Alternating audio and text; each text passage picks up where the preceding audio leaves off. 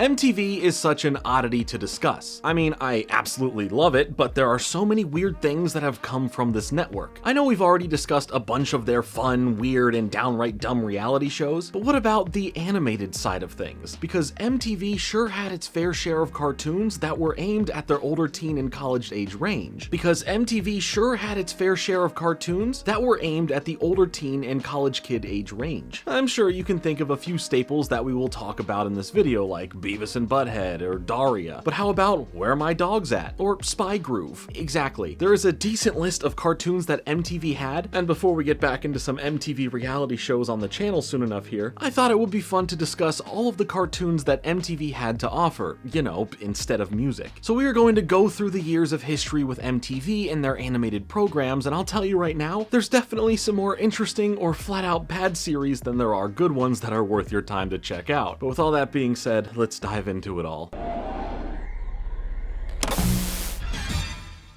Sit back and enjoy the movie. If we are going to do this, we have to do this the right way and head back to where it technically all started. And that's before the 90s, as MTV's first animated series was called Stevie and Zoya.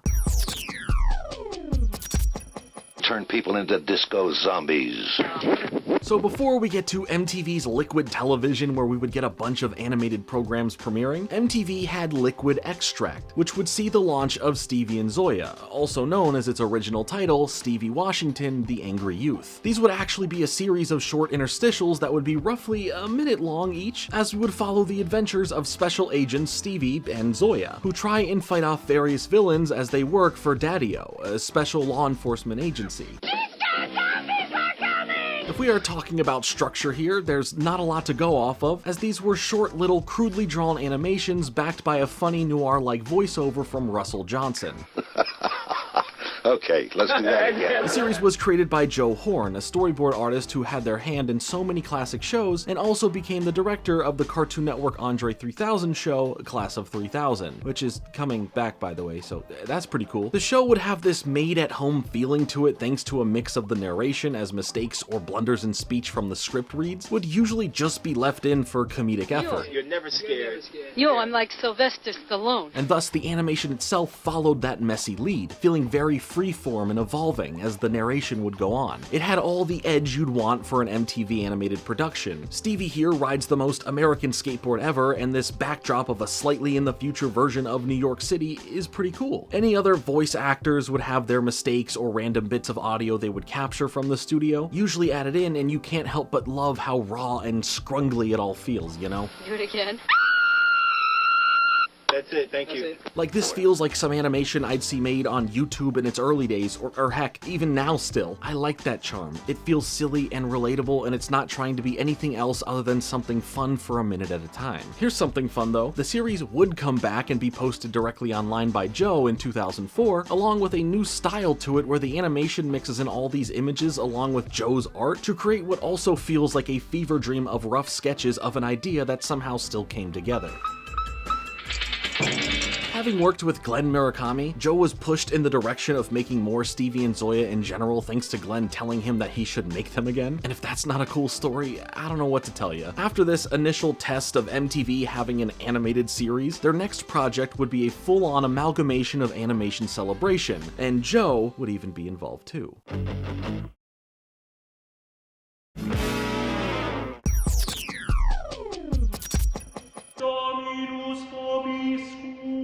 Much like other programs we'd see from Cartoon Network or Nickelodeon, MTV would officially launch their animated showcase series Liquid Television in the summer of 1991. Each episode of the series would feature one-off shorts or short series that would bring that MTV grunge, you know, the these aren't your average kids cartoons vibe, as it would be the catalyst for a ridiculous amount of weird and wild programs that played with unique and odd animation styles. You might get some stick figures fighting, or you might get some live-action actors doing whatever in front of a green screen.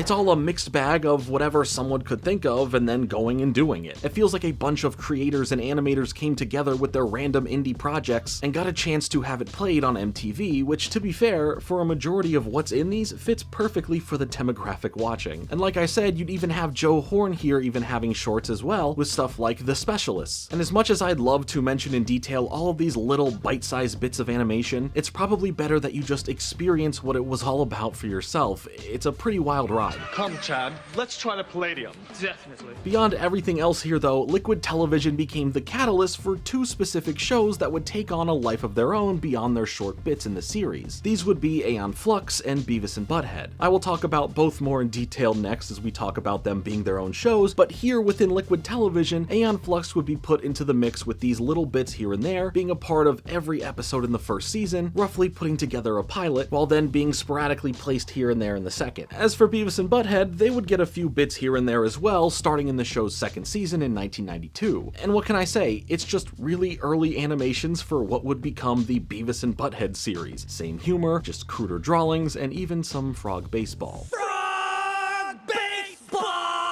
But yeah, like I said, we will get to those shows individually in a moment because of how they lived on beyond their time in Liquid Television. There's also technically a little bit of Courage the Cowardly Dog in it thanks to the show's creator John Dilworth having a short here called Smart Talk with Raisin, where we seemingly get a character that looks pretty much like they were a prototype version of Courage. Why don't you give it up, man? You're no magician. And beyond that, the other characters in the short also are somewhat the prototypes of Eustace and Muriel. Anyway, Liquid Television was a really cool setup to see a bunch of weird and odd things. Remember the word odd for me though, I will come back to that specifically in a little while, but in the end, this program would run for 3 seasons in the 90s, with it randomly coming back for another very short season in May of 2014.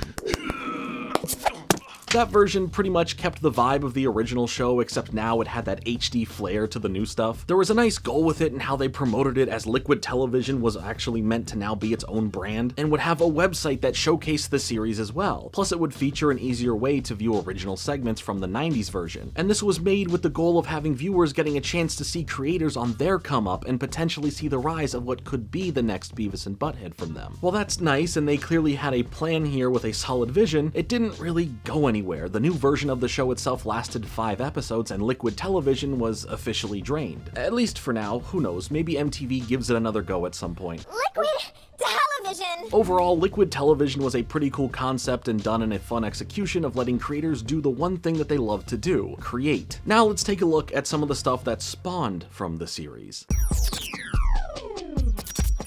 What do you think? Aeon Flux might just be one of the weirdest programs to have on a channel like MTV, but also in saying that, it kind of still fits in perfectly. First of all, Aeon Flux is this very weird and very acquired taste type of sci-fi animated series, where some may see these visuals and just think they are really cool, and the weirdness of it all brings you into it, or it will turn you away because, well, sometimes the visuals will leave long-lasting impressions in your head. There is some stuff from the series that I'll never be able to forget, but for me though, I think it's pretty awesome overall. But I always found it weird that MTV was the home for it only because of how different it is to every other animated show we are talking about today. Aeon Flux was created by Peter Chung, who fused together his influences of anime and European comics, which landed him to this German expressionist style series set in a dystopian future. If you've ever seen the film Heavy Metal, it's probably the closest style example of how I can relate this series to anything for you. In the world of the show, we follow Aeon Flux, this super cool secret agent who doesn't know the meaning of pants. But who has time for them when you can move around as free-flowing as her? And I think free-flowing is a good way to describe the show actually, because the movements of all the characters and how they move around the world, from their body to just their facial expressions, just never stops. The amount of little details constantly shifting is genuinely impressive and gives so much character to the world in general. I feel your pain. Okay, I don't. Sometimes this is used for shock value or just to make you feel more uncomfortable, usually when we get close-ups of certain body parts or faces, but it just really created a style all its own. There's the iconic fly landing in the eye shot that should let you know just what you're in for, but that's really just a teaser and nowhere near as interesting as the show can get sometimes. It really leaned into building up a weird and near alien-like world where you're constantly meeting and dealing with so many interesting, creepy, and downright terrifying characters. It would also get hyper-violent and pretty risque, but this was the 90s. This rough and grungy feeling needed to be there to show you how rad it all was. Viewing it from a fresh lens today, I like that it feels like the 90s in the best ways possible. It's unapologetic for it, and I love that. While also being like this, the series wouldn't shy away from these more artistic and somber moments to take in the true extent of the world itself, violent acts that occur within it, and allow us time to reflect in a natural way that calms things down between the action. Look at that one.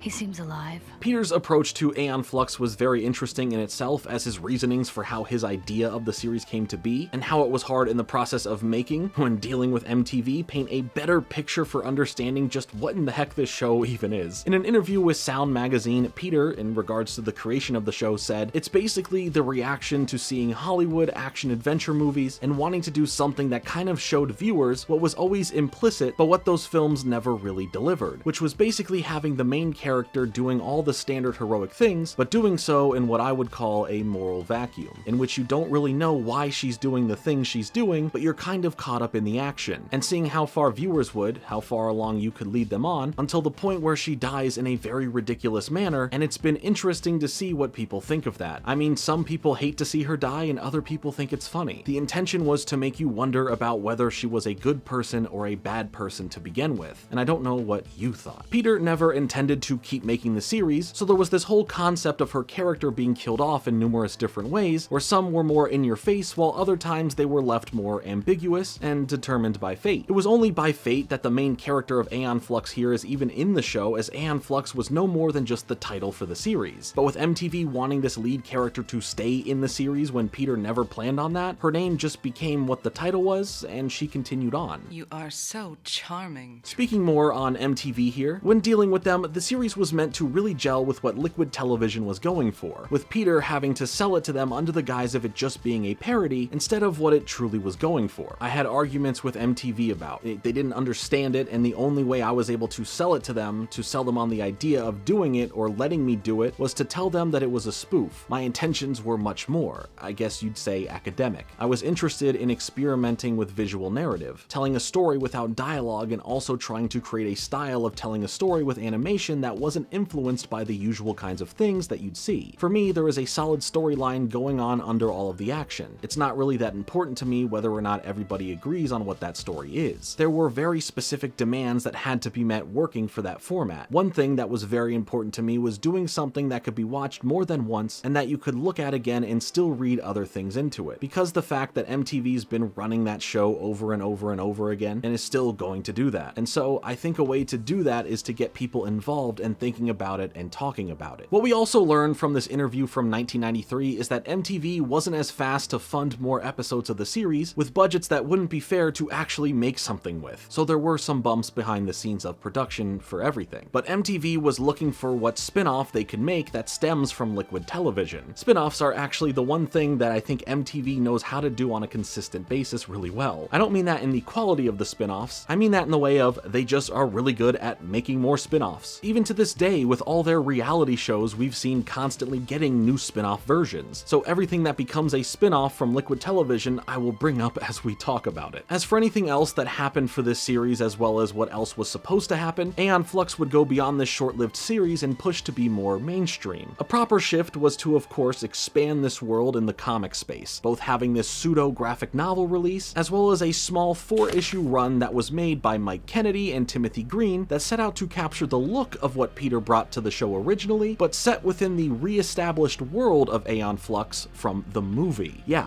that's right, the movie. A live-action one at that. You're pathetic. In 2005, Aeon Flux starring Charlize Theron in the titular role released in theaters, and while it was based on Peter's stories from the 90s, it would turn out to really be nothing like it, and his involvement in the film was just being given a writing credit and being privy to seeing the script drafts and seeing the sets. Before I get to his thoughts on the movie, the production behind the scenes was not great. Charlize ended up injured from doing some stunts, leading to her being in the hospital for nearly a week and spending a month and a half in physical therapy for her neck, which ultimately delayed the whole production of the movie significantly. significantly. The director, Karen Kusama, was seen as an inexperienced director from the studio, leading to her not having a real control over the production, both pre and post, because when the film was done, the studio pushed her aside to change everything. They reworked the initial edit to a degree that it wasn't the same movie anymore, characters changed, storylines changed, all because they worried that what she did make was too artsy-fartsy for mainstream audiences to want to check out. They needed a slick, cool mid-2000s action movie, not something like what it apparently was before they changed it, even if that sounds closer to the expression of what the original series was all about, but I digress. While that's all annoying for the production of the film itself, what's more important is Peter's thoughts on everything. He was already himself, along with anyone else who worked on the original series, pushed aside from being a part of working on the movie. Peter had met with the writers of the script, saying in another interview on LiveJournal in 2006, "With apologies to both Phil and Matt, the movie is a travesty. I was unhappy when I read the script 4 years ago. Seeing it projected larger than life in a crowded theater made me feel helpless, humiliated, and sad. I know it's bad form for me to voice my disapproval in a public forum, but it's silly for me, of all people, to continue playing dumb, considering most of the critics have voiced their disapproval using every mocking and condescending expression possible. I know that the studio made a lot of cuts against the wishes of the writers and director. Most of the cuts concerned further developments of the secondary characters. Since my main problems with the portrayal of Aeon and Trevor, I doubt that I'd have liked the longer version much better. I didn't when I read the script, and there are definitely some things I'm glad were cut. Maybe the makers didn't understand the source material and thought they were being true to it, or they understood it but they didn't think it would appeal to a wide enough audience and altered it to suit their presumed target. They claim to love the original version yet do not extend that faith to their audience. No, they will soften it for the public, which isn't hip enough to appreciate the raw, pure, unadulterated source like they do. It would have not made money, ergo, there's no impetus for the studio to make it. The original impetus behind the Aeon Flux pilot was a critique of the manipulation of sympathy in Hollywood movies. That method is most transparent in the action genre. Aeon Flux was never an action vehicle. How can anyone watching these shorts not get it? While this movie was gearing up for production, Peter didn't want to be a part of the comic series and video game that were being made to tie into it. Instead, he brought the idea of making a new feature-length animated episode of Aeon Flux that would release straight to DVD, and this was given the go-ahead from the studio to do. But where things kind of stopped with making that a thing was from all the work he was having to do in creating the DVD box set of the original series, leaving the straight-to-DVD movie to be left in the writing stage, with Peter saying that at the time, that's all he'd want to make. He doesn't have any interest in making another 30-minute series for MTV. From his experiences with budgetary issues and time constraints given to the production from MTV to make a weekly release series, he just wanted no part of that anymore. Outside of this, there were a couple of other unfinished things that came from Aeon Flux, like 2 other video games, a 1996 game based on a specific episode from the series that was meant to come out for the PlayStation 1, with Peter even being at E3 that year to be a part of it being promoted. But thanks to a studio merger, the rights of the property of Aeon Flux were lost to the game creators, and whatever this game was going to fully be was scrapped, with the assets being reworked into a new game called Pax Corpus. And the other cancelled game was from 2000. It was meant to be a third-person shooter, but was also cancelled for whatever reason, with little known about this production in general. But worry not, or worry more, because there may be a future for Aeon Flux after all. In 2018, it was announced that a live-action reboot of the series is in the works for MTV, as this would later turn into something that would be made for Paramount Plus, as further updates would come. The latest update from 2023 on the series is that 2 episodes so far have been written, and Peter's involvement in the series is currently unknown and most likely going to be non-existent. Hopefully this live-action series, if and when it comes out, can at least do the series a bit more justice than what happened nearly 20 years ago. Today, Peter is still working in the industry, most recently serving as the animation director on Victor and Valentino, thanks to that show's creator Diego Milano, being inspired by Aeon Flux when he was younger. Peter, for the past decade and some change, has also been teaching master classes in relation to animation, as well as he's always been deeply ingrained in online forum culture to discuss different aspects of creation or discuss specific things relating to what he's worked on. I know there was so much there to talk about, but I really feel that all of the behind-the-scenes stuff that took place surrounding this fascinating show was the real story here, and I hope you found it as interesting as I did. But now we need to just sit back, relax, and hang out with 2 of the most recognizable dudes from the 90s that built their own legacy post-Liquid television.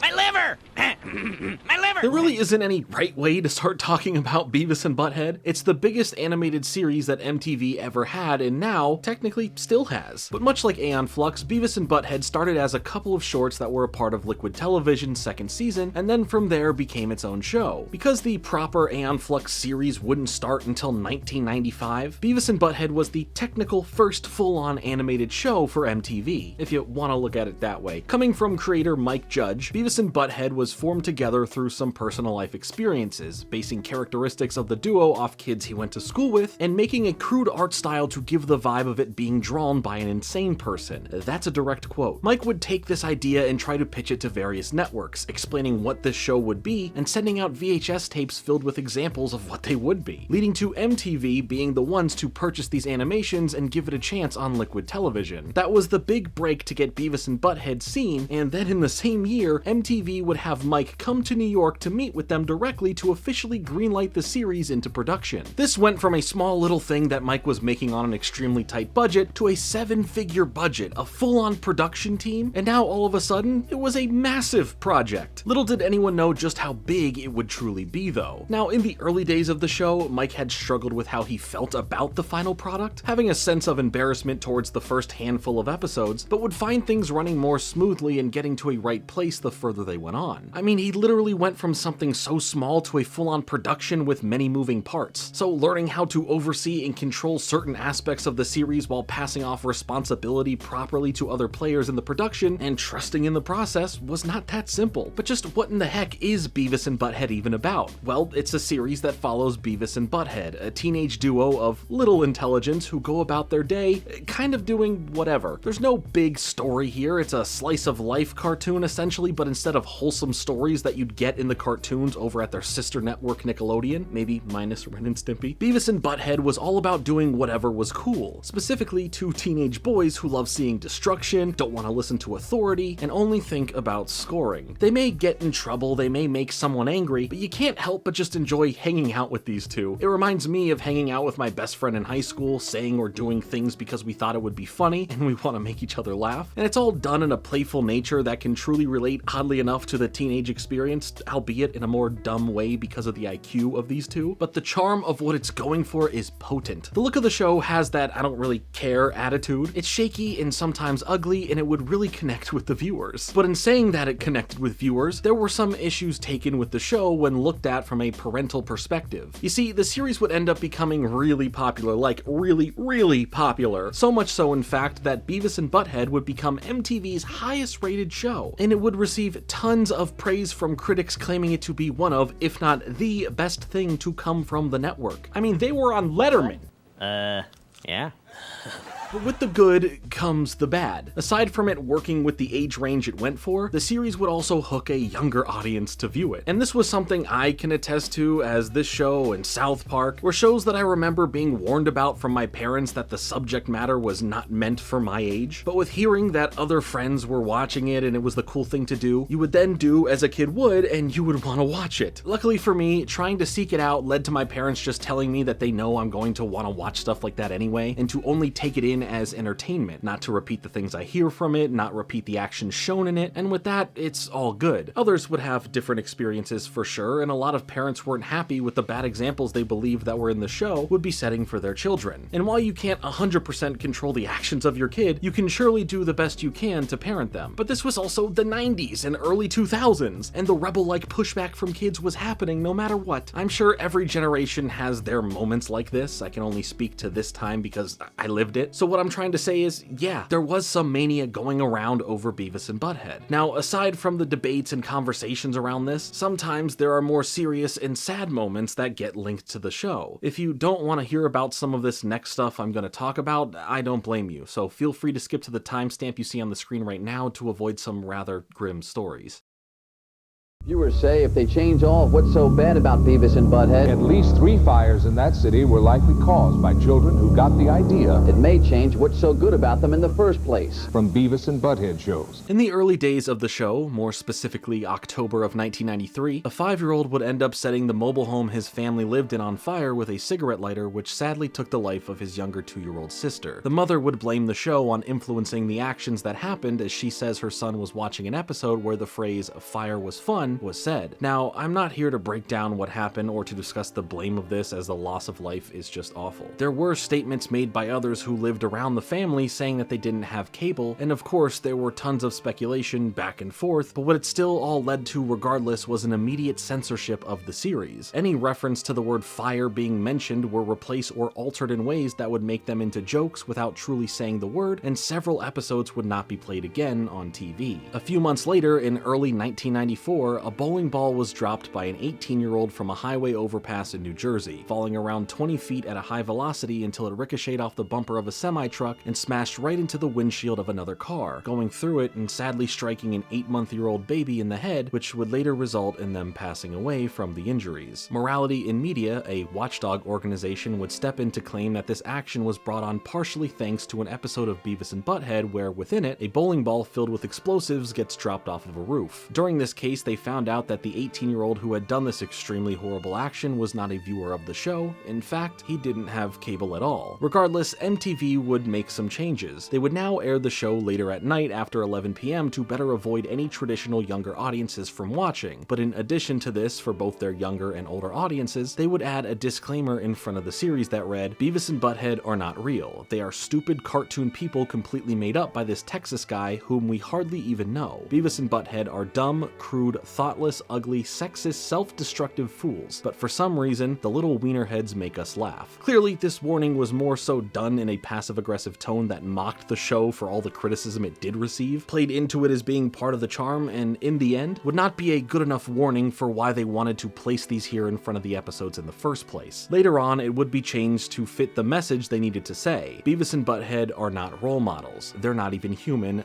They're cartoons. Some of the things they would do cause a person to get hurt, expelled, arrested, possibly deported. To put it another way, don't try this at home. While still being a bit tongue-in-cheek, the message would now be plainly put on the screen. We want to meet chicks. Part of the show's charm was having Beavis and Butt-Head just talking crap and poking fun with some commentary over music videos, a practice done from an improvisational way of reacting and recording and mostly using whatever they came up with. While MTV would allow music videos to be reacted to, especially as a way to keep the music videos ingrained in what they're showing, Mike wanted to expand this into the wider world of MTV, having some commentary over stuff like their reality shows, but after trying to do this, they all found it pretty hard to hear commentary over top of other people talking, thinking it would make it hard for the viewing experience. Songs were just easier to have commentary over than a dramatic conversation would, but in the end, having the focus be on music videos and making music built into the identity of the show and plastered onto their shirts made the transition of having an animated show, or just more programs in general that weren't just music, a bit easier to the fans of the network who originally were there for the music. With the show becoming such a hit, the series would go on and on and on, lasting for 7 total seasons on TV, with a theatrical movie releasing around Christmas in 1996. This guy wants us to score with his wife. Beavis and Butt-Head Do America might just be one of the funniest films ever made, at least in my opinion. I think it's totally ridiculous and has such a silly, simple little plot that goes off the rails thanks to the world around these two who only want to watch some TV. It was actually MTV who had to push Mike into creating a film, as he initially didn't have the interest. But it was a great choice he did, because not only is the film heavily praised by many, it would also end up grossing $63 million on a $12 million budget. On top of this, it was the second highest grossing animated film of 1996, with The Hunchback of Notre Dame taking first place. But in regards to the highest grossing film release ever in December, Beavis and Butt-Head Do America would take that trophy, at least for 1 year, as 1997's Scream 2 would dethrone it. Look, you don't know how happy I was when this film finally hit Blu-ray a few years back for its 25th anniversary. My original DVD copy was getting a bit worn out. And I'm glad we got this version of the film, as originally, before Viacom would acquire Paramount, Beavis and Butt-Head Do America would try to be pitched as a live-action vehicle for David Spade and Adam Sandler to star in, and feel more like movies that spun off of Saturday Night Live. Mike really fought against this and saved us from whatever that could have been, and instead made what I think is an animated masterpiece. And it's okay, SNL would get their own Beavis and Butt-Head moment decades later, as in April of 2024, Ryan Gosling and Mikey Day today would appear in a sketch where they portrayed Beavis and Butt-Head, which ended up being a pretty viral moment, and the pair continued to play into the bit by showing up to Ryan's latest movie premiere at the time in those costumes and makeup. Aside from the show and the movie, the series, because it was so popular, would transition well into other territories outside of animation. There were tons of video games that were released for the PC, home consoles like the Super Nintendo, Sega Genesis, and Sony PlayStation 1, but that last one was only on the PlayStation 1 in Japan, oddly enough. There were games for the Nintendo Game Boy or Sega Game Gear, and even a standalone Tiger Electronics handheld. Random bits of merchandise were curated around the property of the show as well, which ranged from clothing to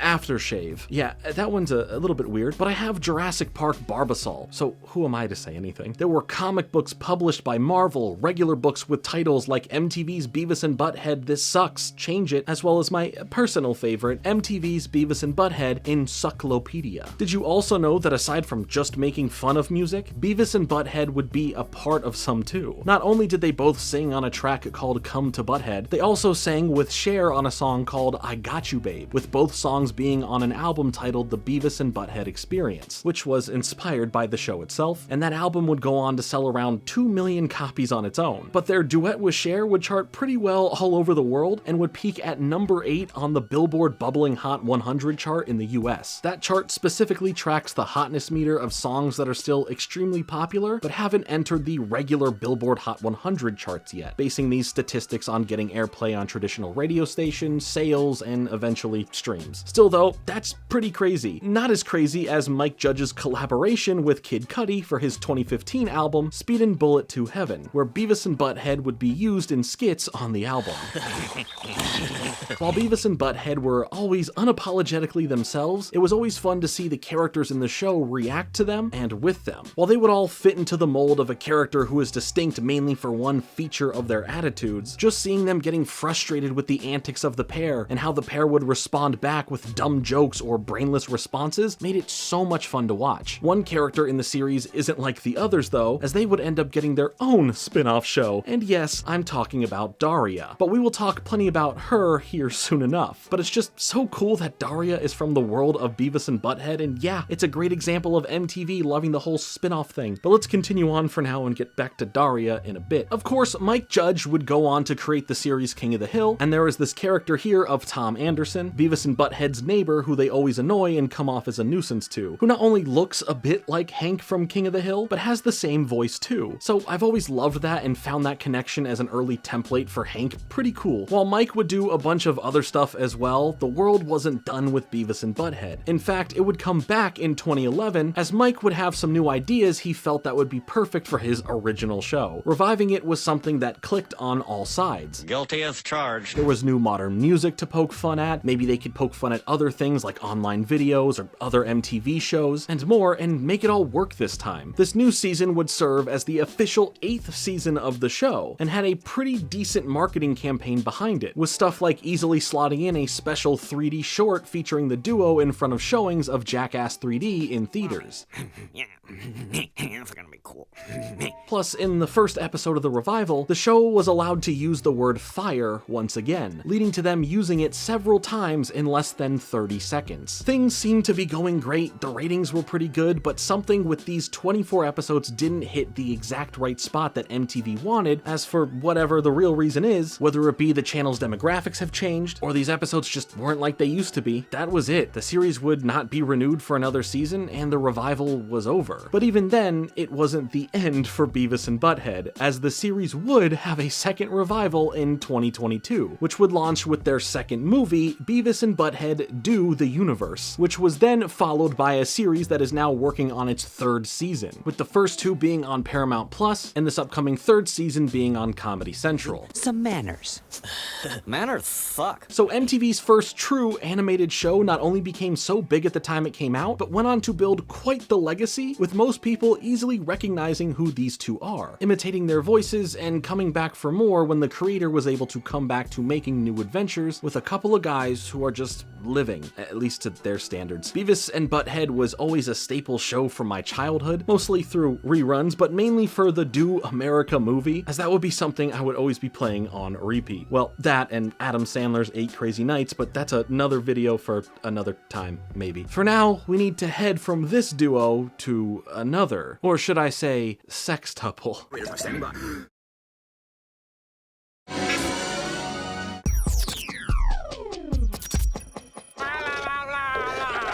The Brothers Grunt, a 1994 series created by Danny Antonucci before he would later go on to create a cartoon that's in my top 10 cartoons list, Ed, Edd and Eddy. This show would be the result of a relationship established between Danny and MTV thanks to ads and interstitial bumpers that he would make for them. One executive in particular, Abby Tercule, really liked them and wanted to have Danny work on a cartoon series for the network. With where Danny was at with his animations, his focus was on being ultra violent and ultra grotesque, and the Brothers Grunt is the full-on embodiment of that. I mean, just look at it. It's sick. This would be that one guy on TikTok's nightmare. That's disgusting. Here we follow 6 brothers, Perry, Frank, Tony, Bing, Dean, and Sammy, who all are these amalgam human-like beings that are anything but what I would describe as human. Their bodies are pale and disgusting, their eyes have this sickly yellow hue to them, their tongues are green and unsettling, and overall, they're just kind of dumb. The plot here has 5 of the brothers looking for wherever their 6th brother, Perry, went off to, as Perry was chosen to be, well, the chosen one, and he didn't want that life, choosing to escape from his current life with his brothers and their father figure, the Maximus. The series has a majority focus on gross out and slapstick humor, mainly because the brothers don't really talk, they just kind of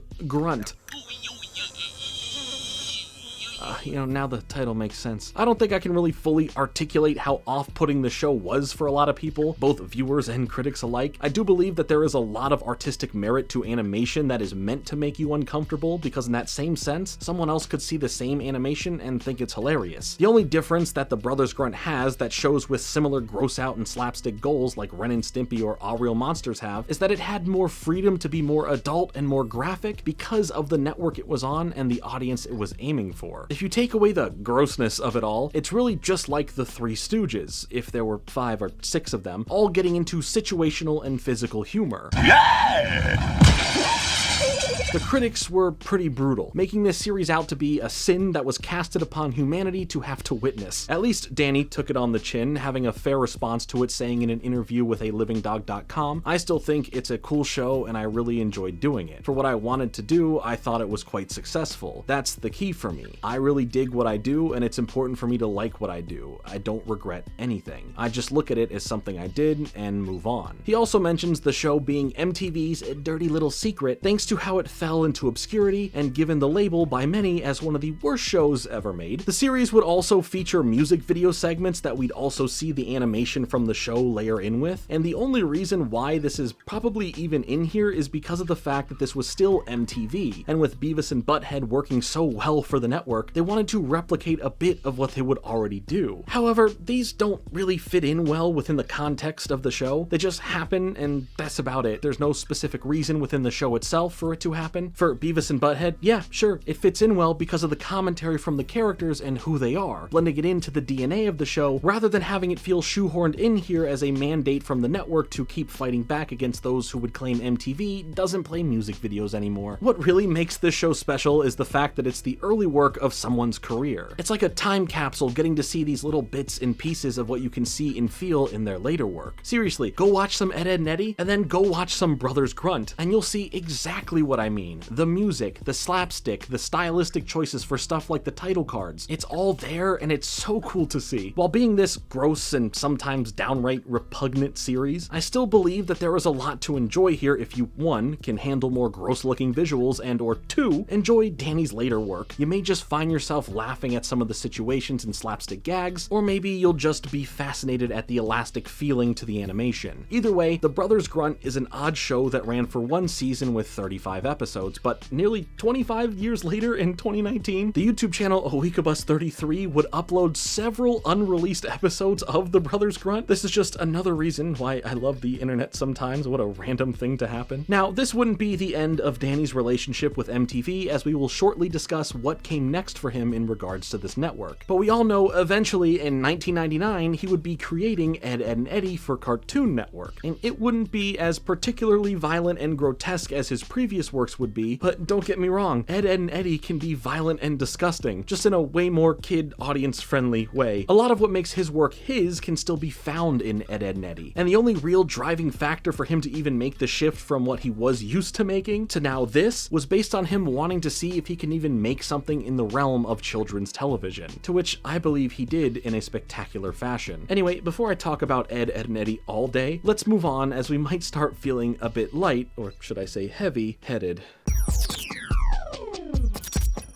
Let's check it out. You ever wonder what it would be like to have some sort of alien creature living rent-free in your head? Literally. Because Jim here does. This is The Head, a show about a dude who finds his head to now be this massive concerning size one day, and shortly after this meets an alien named Roy, who resides inside of his newly enlarged headspace. I guess this explains why you haven't been to class lately. Concept-wise, it's ridiculous. Plot-wise, it's still ridiculous, as Roy is here on Earth for a mission, and he needs to train up and get used to Earth as he needs to take down another alien who might just be, you know, trying to destroy the world. No, I'm fine, really. Other than that, it's just about two pals who develop a nice friendship with one another, and it truly does fit in with everything else being made on MTV at the time. It has the uglier art style look to it, it can be a bit graphic, and it's just silly. I mean, look at this little fella. He's just a purple dude and he's on a noble mission. There is some fun setup and lore for the conflict between the good and the bad aliens here, with Roy filling us in on the fact that there are aliens like him who would be described as mutualistic, sharing a symbiotic connection with a host species in a fair and non-threatening manner. Aside from enlarged forehead conditions, Jim's really given the whole cast from Code Lyoko a run for their money. Jimmy Neutron's not even in the conversation anymore. And then there are parasitic aliens, whose symbiotic nature causes harm to the host in the benefit of the alien. When we get back, we need to find you a woman. The Head was the brainchild of Eric Fogel, who we will bring back up here for another animated show he created that definitely had a lot more notoriety than this one. But for the show itself, I don't really know, it's just weird, but like, still pretty good? For the most part. The look of the show really makes it seem like it would be lacking in substance or be presented in a sillier way, but the show does have a slightly more serious tone from what you'd expect, while it would still deliver jokes in a more dry sense or through sheer visual violence or physical gags. So depending on your tastes, it could have a lot of bright spots, or it could start to become annoying. The thing that I like about the show specifically is how the dialogue is delivered by the voice actors, having a very similar style to the OG MTV animation Stevie Washington, where here it doesn't even feel like anyone's acting. It's just people talking with little emotion behind it. We all did it. Together. In most shows, this would probably be a bad thing, but in a show like this, it works for the fact of things feeling both normal and abnormal. Jim's just your average everyday dude who has a life and happened to be at the wrong place at the wrong time, or the right place at the right time if you want to view it that way, and now he has to function like he normally would, first while having this big head, and second with his new alien buddy inside of it. The adventures they go on aren't anything all that crazy, and throughout the show's 2 seasons, I don't think there's anything too notable that makes it worth it to see the whole series through, unless you just happen to really dig it. But hey, it's MTV. Why not have some random cameo tie-in to Beavis and Butt-Head? It happens right away too, like right towards the start, a tape is delivered to the government by none other than Butt-Head being the courier of it, only saying, here, before getting tossed out with an included wedgie to boot. Why is this here? Who knows? Was it important? No. Was it fun? Yeah, it was. So, it's whatever. I'm not really sure either what the full plan for The Head was for MTV, as there was a video game for the series in production for the cartridge-based home consoles at the time, with all that we ended up truly knowing about it was through the source code being released 20 years later in 2014 by an IT asset manager who worked on the code for the Sega Genesis version. There's not much really even there, but it's just cool to hear a bit more about it. Now, at this point, with more animated shows coming together, MTV would dedicate more time to them with newly labeled programming blocks, with this mid-90s one housing The Head called MTV Oddities. Between The Head and the next series we're going to talk about, they sure fit right under the Oddities banner. This programming block would also be the transitioning point between Liquid Television and the next block after this, which we will get to soon, but it would also feature other programs previously seen on Liquid Television, and it was just the natural evolution of fitting in with the time times and what programs they were making. As for the head though, the series would kind of just stay in the 90s, not really living on beyond the 2 seasons it did have, all except for a sequel graphic novel that released in 1996 called The Head, A Legend is Born, that continued the story a bit beyond the 2nd season. So if you did want a bit more than you got, then there's that. All I can say is that Roy is a real one, making his grand entrance in the series by busting out of Jim's head to fight off some thugs to save him. Stay out of trouble.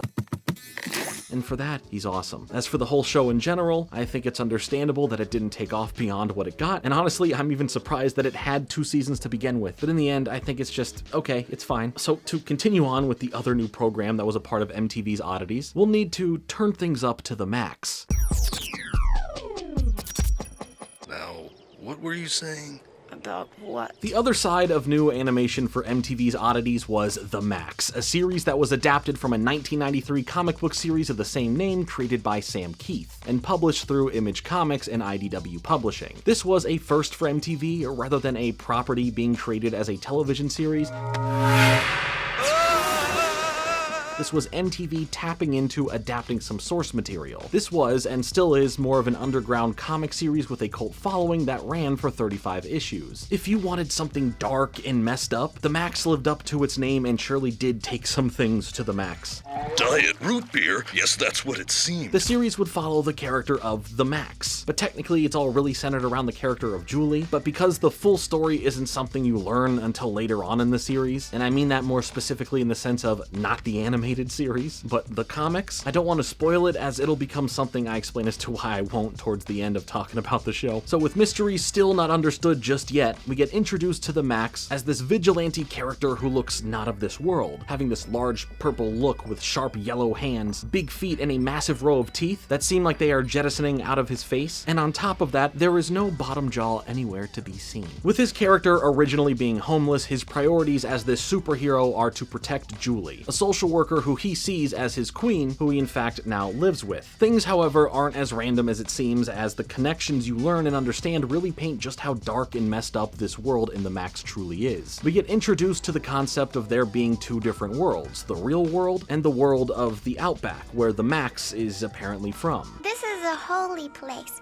Even I don't come here. We see moments where he slips between the real world and the Outback, where the contrast and feelings between the two are represented by the color palette, and also, of course, the landscapes. But before I really talk about a few other things, I really want to put a big warning about this show, and the comics themselves, as they do feature some very intense, traumatic, and violent acts that, while it's playing into how you're supposed to feel about certain characters or learn about certain aspects of the story that were more ambiguous, can still be pretty heavy and dark regardless. Obviously, everyone has their own limits and tolerances, but I feel that you should at least know how messed up this series can be. I will say the comics do take this to further degrees that 1, wouldn't be allowed to be shown on a channel like MTV, and 2, the animated series didn't cover the full extent of the comics. While from the show's 13 episodes you still get quite a lot and can understand the deeper meaning and inner workings of what Julie, the Maxx, and others are going through, the revelations that take place in the middle and back half of the comic series really gives you the full understanding, both from what information is revealed and from how you interpret what certain aspects of the show, like what the Outback truly represents, and how these characters are all truly in each other's lives. Now, with that said, yes, the series was only 1 season long with 13 episodes, never having a chance to finish animating where it would all go. Let the secret which unites them destroy them. I think I'll have some fun with them first. Luckily, however, if you do want to experience the rest of the story of the Maxx, the transition from the series to the comics is pretty easy to do because of how stylistic the animation in the series is, as it was done so in such a way that mimics the look of the comic to a T pretty much, blending in so many moments that feel more like motion comics, where it seems as if you're just looking at different panels from the comics, just with some added movement to them to bring them to life. The whole show doesn't do this, but it does it in the right moments to make it feel ripped right from the pages. So if, or when you do want to continue on to the comics, it makes it very seamless to go from one format to another. It's the best quality of the property that I admire. I love the way that the show looks, and by saying that, it doubles down for me saying I like the way the comics are drawn. The portrayal of the characters in the show stand out for their own reasons, but honestly, none more so than Mr. Gone, the main antagonist of the series, and antagonist is just not a strong enough word for how messed up and evil this character is. Don't worry, it's only me. Mr. Gone. From the actions he commits to the reasons why he does it, he just makes it so easy for you to hate him. He's disgusting. And the performance delivered in the show makes his character the standout piece that's there on the chessboard. But you can't even start to enjoy his time on screen because of the level of violent acts that he commits. You know how some villains in media are just fun to follow and sometimes even think that they're pretty awesome? Well, the show, and by extension the comics, play with your personal morality of that. They build up this character to be fun as they play around and mess with Julie and Maxx, but pulls any positive feelings like that away because of the level he takes things to. That in itself is messed up, as now you, as the watcher or reader, are forced to feel conflicted. How else can I paint this picture for you?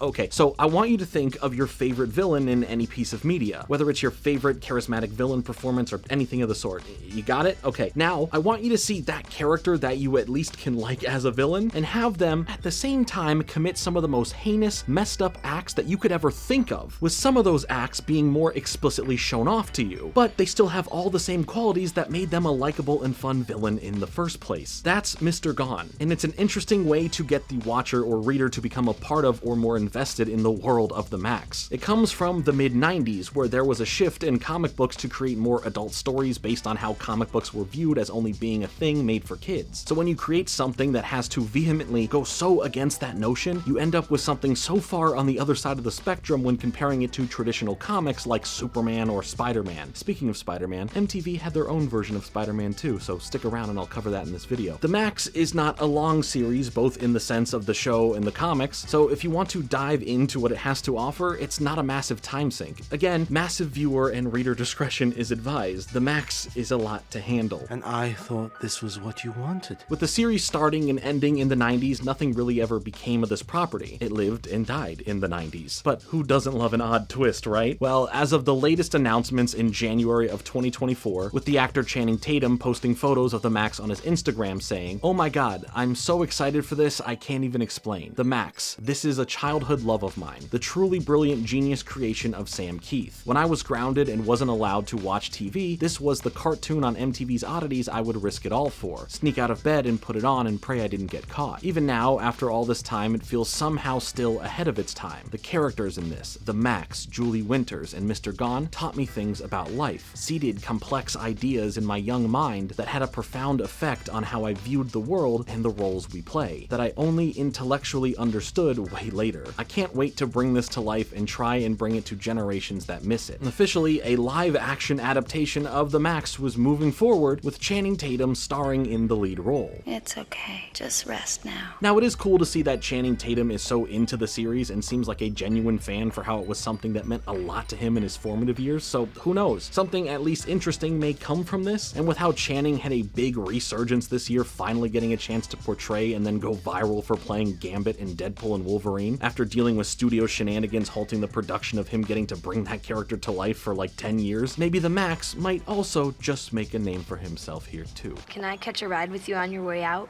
Sure. Also, Beavis and Butt-Head make a cameo here as well, but that's thanks to them being one of the cartoons that the Maxx was watching on TV at one point. Either way, the Maxx is very unique, very dark, and really fits well into this MTV's Oddity lineup. Speaking of lineups though, let's take a trip to get some sushi and see what this next evolution of cartoon shorts being showcased would be like.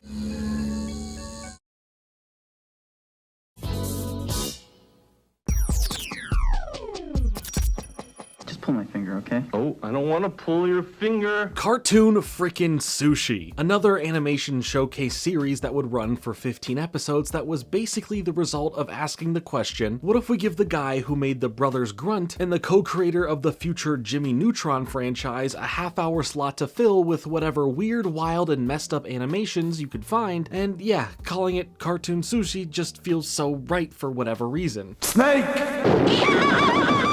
So many other people would be involved here as well, like the other half of DNA Productions, you know, the Ha I'm Paul Monkey Company. So if you like Ed, Ed and Eddie or Jimmy Neutron, well, just know that the creators of them made whatever this show is. Oh boy. That was so funny. The last time I heard it, I fell off my dinosaur. I was laughing so hard. Here we would get a bunch of shorts or segments like we've seen in Liquid Television, but the only difference here was that there really was no quality control. Anything and everything that was both legal and safe to play on cable television was allowed. With more styles of animation being accepted by general audiences watching MTV, Cartoon Sushi was able to have more experimental animations played. Whether it be CGI, claymation, cel-shaded, etc., the floodgates were open for whatever your imagination could create with no limitations for how to create it. If that isn't the 90s right there for you, I swear. I dumped my entire cup of coffee in the boss's lap.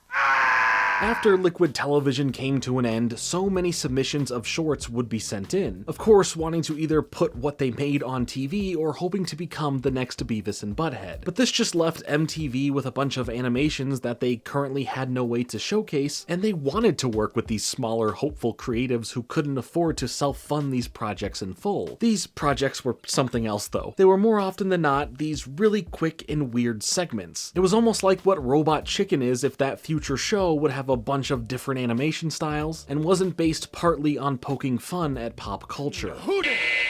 Broccoli! What the frig? Cartoon Sushi wouldn't last long, with a lot of viewers not getting into it as much as they would with Liquid Television. The coolest thing here was once again getting to see a lot of people who you may know from other works they would later go on to make in the industry having early beginnings here. You'd see more early work from Courage the Cowardly Dog's John Dilworth, Super Jail's Christy Caracas, Time Squad's Dave Wasson, and many more. Much like how Liquid Television would have its Beavis and Butt-Head and Aeon Flux success stories spawn from the show itself, one series would end up going the distance here, and was created by a name I mentioned earlier when talking about the head, and that's Eric Fogel, as he would create the original short for Celebrity Deathmatch, having Charles Manson fight against Marilyn Manson.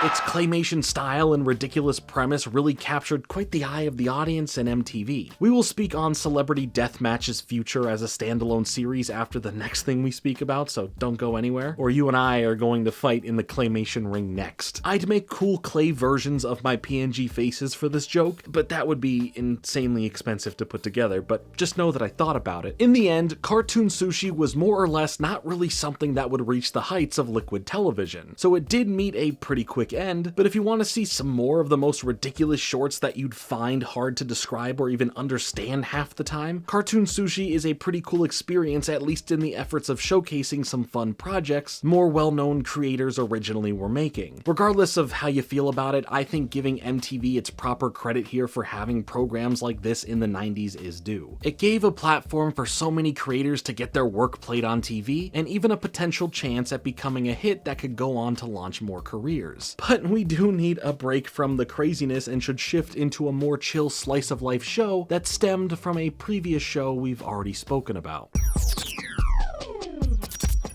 Come on, you know wishes don't come true. Yup, Daria, the spin-off series to Beavis and Butt-Head. The fever has reached your brain, and you'll have to be destroyed. It's something I often forget, as Daria as a series outside of one subtle nod to Beavis and Butt-Head was its own standalone thing. It was treated as if it was that throughout, especially because Mike Judge wouldn't have a hand in making this series. Originally, the concept of Daria as a character in Beavis and Butt-Head was made off of the idea that a good foil character for the two idiots should be a smart girl, someone who represented the exact opposite of both Beavis and Butt-Head and proved to be their own interesting character, as she would make appearances in the show and interact with them. Later on, with the way MTV was starting to have a shift in their demographics, something that we'd see really hitting a peak during the years leading up to the 2010s, their female audience begun to grow more and more thanks to other programs on the network, like their selection of reality shows. So just like how Beavis and Butt-Head was perfect for the male audience towards the start and middle of the 90s, maybe making something animated that can tap into their rising female demographic in the later 90s might result in some form of success. I think I'm going to be sick. As Beavis and Butt-Head was starting to wrap up production for its later seasons, MTV executives reached out to story editor Glenn Eichler and proposed the idea of taking the character of Daria and creating a spin-off focused solely on her. So Glenn and another person on the team, Susie Lewis, produced a 5-minute test pilot of the series in 1999. 1995, and while they were still up against other pitches and ideas being presented to MTV, the series tested well, showing the most potential with MTV ordering 13 episodes to go ahead and start production. Now, there were some interesting details about this as it didn't test particularly well with older audiences, at least in the college student age range that they believed were the main ones watching the network at the time. It did, however, end up testing well with the 6th to 8th grade age range, which didn't initially sit well with the decision makers at MTV, but after a bit of convincing,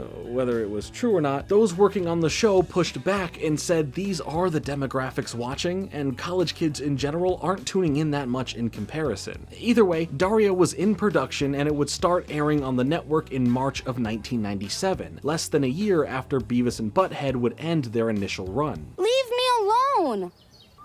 Chicks. The series would follow Daria as she and her family moved to a new town, where she would now navigate high school with her cynical and more blasé monotone outlook on everything. Seriously, she could make anyone feel some sort of pain from whatever response she'll have for you. Daria would come off as this smarter than everyone else character that only views the majority of people around her as annoying or less than. She knows she's the smartest in the room, or at least thinks everyone's dumb, and it seems everyone else around her looks at her funny and judges her for who she is as this introverted character who'd rather not want to interact with you. There were some people that she would build solid friendships with, like her friend Jane, who falls into a similar category as her because she's an introvert as well, and they can relate to one another really well. If Beavis and Butt-Head were the sillier and less serious roasters of music and entertainment, Daria and Jane were the more brutal roasting pair of the world around them, whether it be about other people or high school itself. I think this is gonna require more pizza. I'm starting to agree with you. I like how this was a factor built into the DNA of the show as well, especially in a more thought out way thanks to the excellent writing and line readings. There's also Trent, Jane's brother, who becomes Daria's love interest, and overall it's just a great cast in general as they all have a solid role to play in building what feels more like a realistic high school, where we navigate it all at a pretty chill pace. They all play into more generic roles that poke fun at your typical portrayals of students in high school within different cliques and popularity statuses. That's what makes the series work so well, as Daria, along with Jane, help point out, roast, and critique this version of school shown off and glorified so much in various forms of entertainment. Much like how Aeon Flux was pointing the finger at Hollywood's moral vacuum when it comes to stuff like action movies. There's also the character of Jody, who is the school president and becomes a more important character for something I will be mentioning here in a moment. Daria's dynamics with her family are also looked into as well, where we deal with the difference between Daria and her younger sister Quinn, who is an extrovert and is popular. Both of their parents have a larger focus on their work, with their father being a guy who's just, I don't know, trying to do his best, but their mother is the one who is bringing home the bacon, being a corporate attorney. Your father and I would love it if you kids followed in our footsteps. Daria became its own hit in its own right, ending up producing a solid 5-season run with 65 episodes in total, as well as 2 TV movies where one would bridge the gap between seasons 4 and 5 of the show, titled Is It Fall Yet? And the second film titled Is It College Yet?, which would premiere in January of 2002 and end up being the proper finale to Daria. One thing I really appreciate that set Daria apart from Beavis and Butt-Head was the art style of the show, tweaking the look of Daria and expanding to more further distinct details on the surrounding characters to feel more boldly outlined and put together, compared to Beavis and Butt-Head's more shaky, free-form feel. While Daria wouldn't translate into wider merchandising opportunities, there would still be a few books produced as well as a video game for the PC titled Daria's Inferno, and a scheduler and planner application for PC titled Daria's Sick, Sad Life Planner. The coolest and definitely most random thing was many years later in 2010, the GPS brands TomTom and Garmin would license the use of Daria's voice to read out the directions to follow when driving. So if you weren't put down enough by the real people in your life, you could finally be roasted by Daria as she helps you reach your destination. We sure do live in a time. And no kids.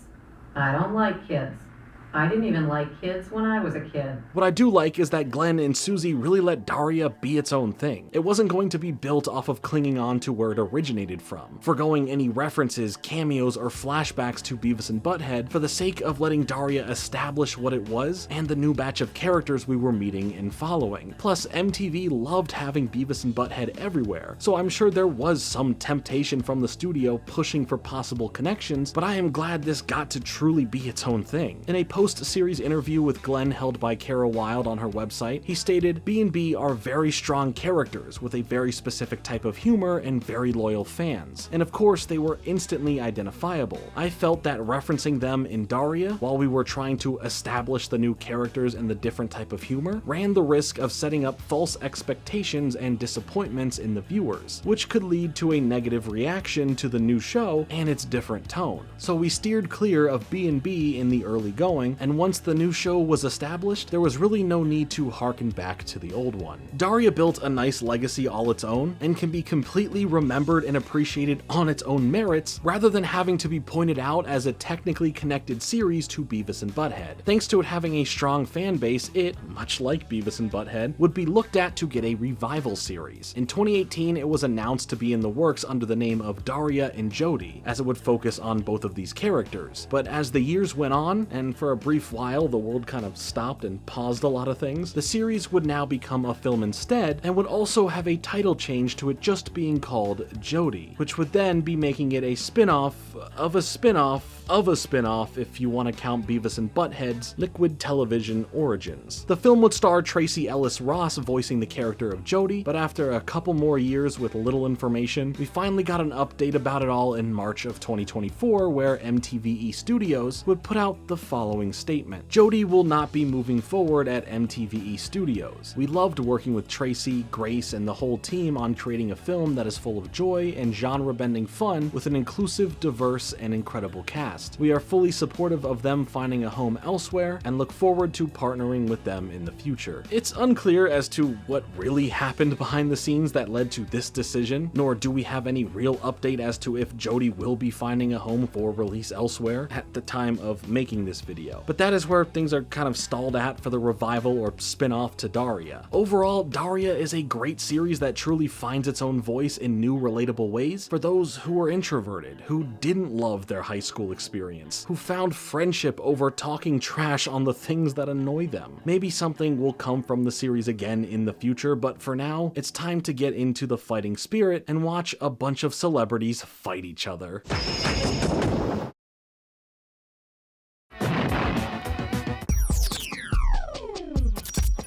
There he is, whoever he is. Finally, I know, I feel like I've been teasing it like crazy, but we are trying to go in order as much as possible, so trust me, I am self-aware for how many times I'm saying I will get to that later or anything like that. I probably will say it more, but either way, here we are with another big one for MTV, Celebrity Deathmatch. Man, that broccoli is killing me. Look, I will elaborate more, but this show is a product of its time, and I mean that in the way of it featuring celebrities who were particularly relevant with their presence in the entertainment industry during the years it aired. The show clearly works in that sense and would definitely follow the same path for who's relevant today if the series were making new episodes today. So certain matchups, references, and mimicking of real-life feuds were all from that era. And that being said, the title of the show really tells you all you need to know. We would see different claymation portrayals of celebrities be pitted against one another in the style of professional wrestling. But this ain't your average everyday wrestling. This was wrestling with deadly consequences, hence the Deathmatch part of the title if you didn't see that. Can I keep it? Eric Fogel is back again as his concept of a show that we got to see take shape as a part of cartoon Sushi would then be worked into its own full-on series. In the build-up to the show releasing in May of 1998, the 2 pilot episodes of the series would premiere in January, with the first being the original short where we saw Charles Manson fight Marilyn Manson, which played on TV through cartoon Sushi January 1st, 1998, while the second episode acted more so like a full-on episode of the show, featuring 3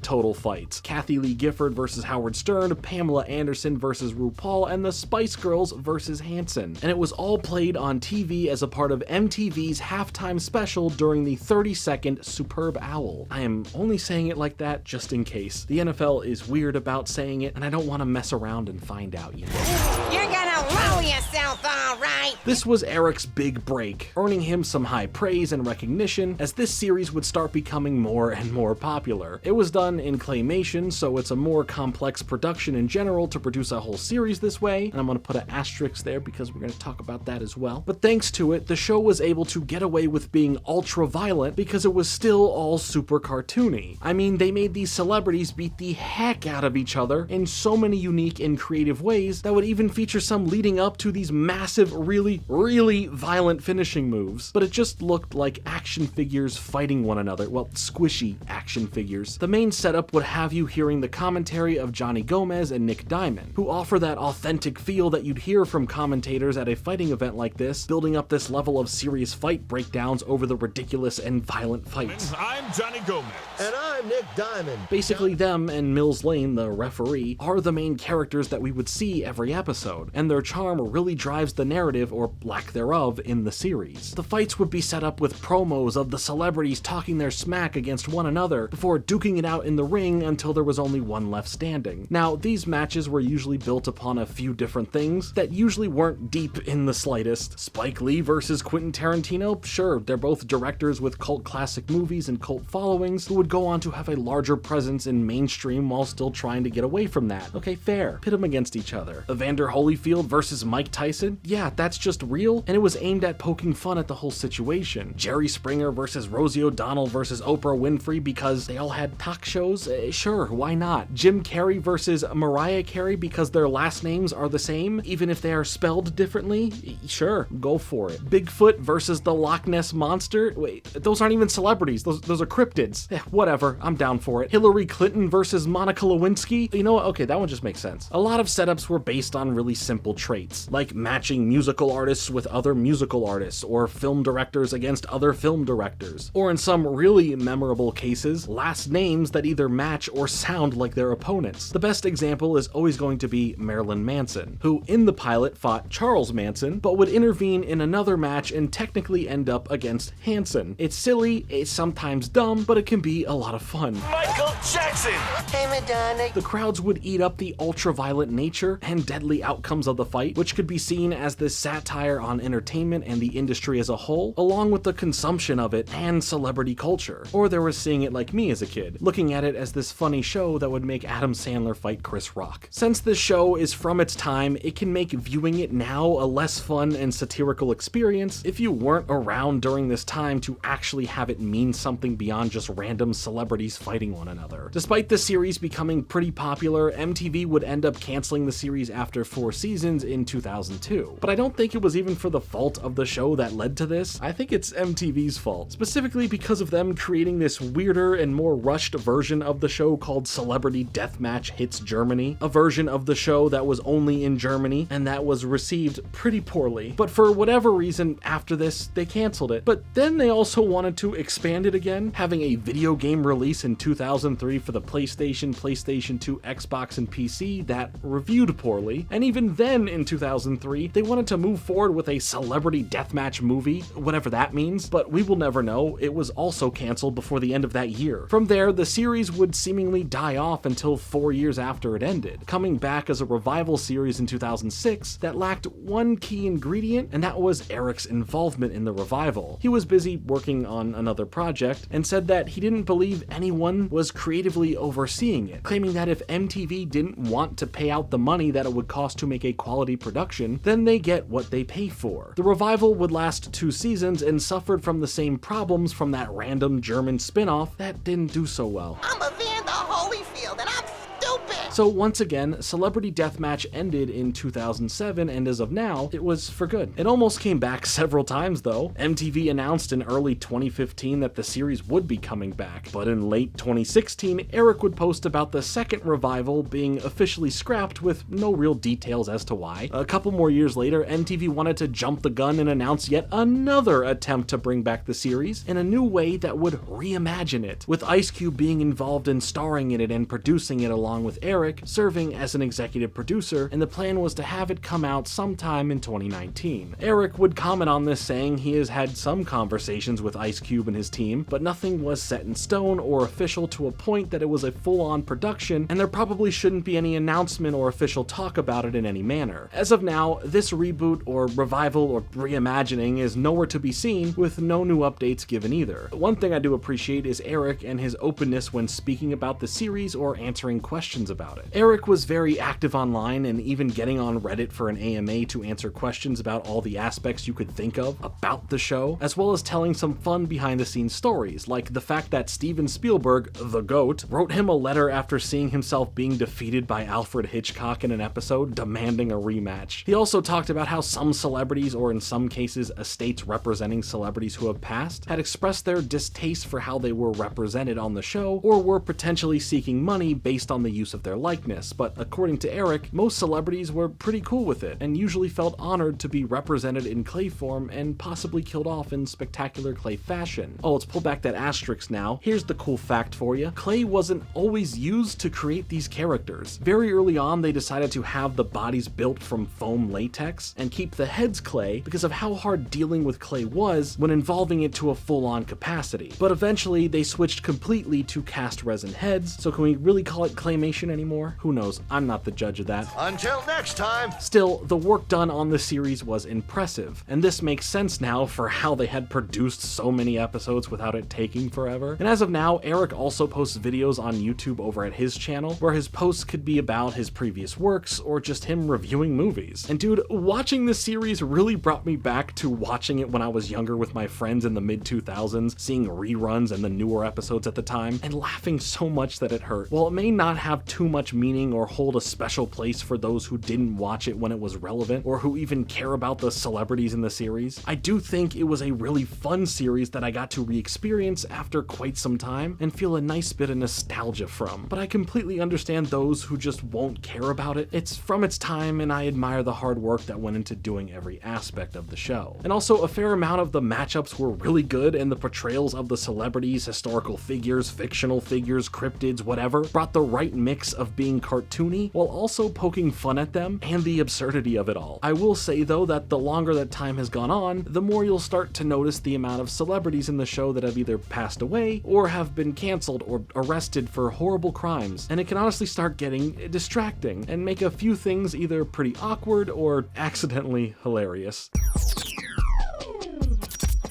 Straight out of the Bronx. This is Station Zero, baby. One of the smaller shows that goes by pretty forgotten by most is Station Zero, a short-lived series from 1999 that would make Beavis and Butt-Head want to go full-on Soulja Boy, saying this show took their setup word for word, bar for bar, as it's just some dudes commentating on music videos. You ever take a good look at the back of a $5 bill? The difference here is that it is specifically focused on hip-hop and rap music, as four teens, Karaz, DJ Tech, Chino, and Scooter, are running a public access show called Live from the Bronx, as they would put on a show where they would commentate over music videos and discuss the music back and forth. Yo, you better play my video and stop trying to disrespect. Honestly though, this series actually had the characters saying some stuff about the music, rather than just try and riff jokes and do some improv. Between Chino and Karaz, there was a good spread of appreciation for the music, with Chino having this knowledge and care for the underground sound and classic artists, while Karaz was in the moment with his tastes and knowledge, having more love for the mainstream. The show was created by Tramp Dally and Carlito Rodriguez, two friends who would be running a hip-hop album cover design company, and also created a comic strip called View from the Underground that ran in Source magazine for a few years in the early 90s, and Carlito would also be the music editor for Source magazine as well. As they both were heavily ingrained into hip-hop, they had an idea that they wanted to base a show off of their comic strip series, and no, it wasn't inspired by Beavis and Butt-Head, as Carlito said they did not have them in mind. With hip-hop and rap music on the rise to true mainstream status as the 90s went on, Carlito said that he's seen the culture get ungodly misrepresented. We took Station Zero to MTV so that the guys who lived this life might have more to say about how we come across on screen. Who better to make fun of me than me? And that's what I say. Ain't that right, Jordan Cringe? Come on, man. I gotta hurt my... It's Christmas. I gotta hurt my feelings. While MTV would give this series a green light for one season, the show would come to an end after 20 episodes, only running from March 8th to April 6th in 1999. According to sources on the production, those working on the show knew that thanks to the lower ratings they had, that they were most likely on the way out, ending the series with the animated cast getting their own sunset on their own terms as it closed out. Be careful of the pit.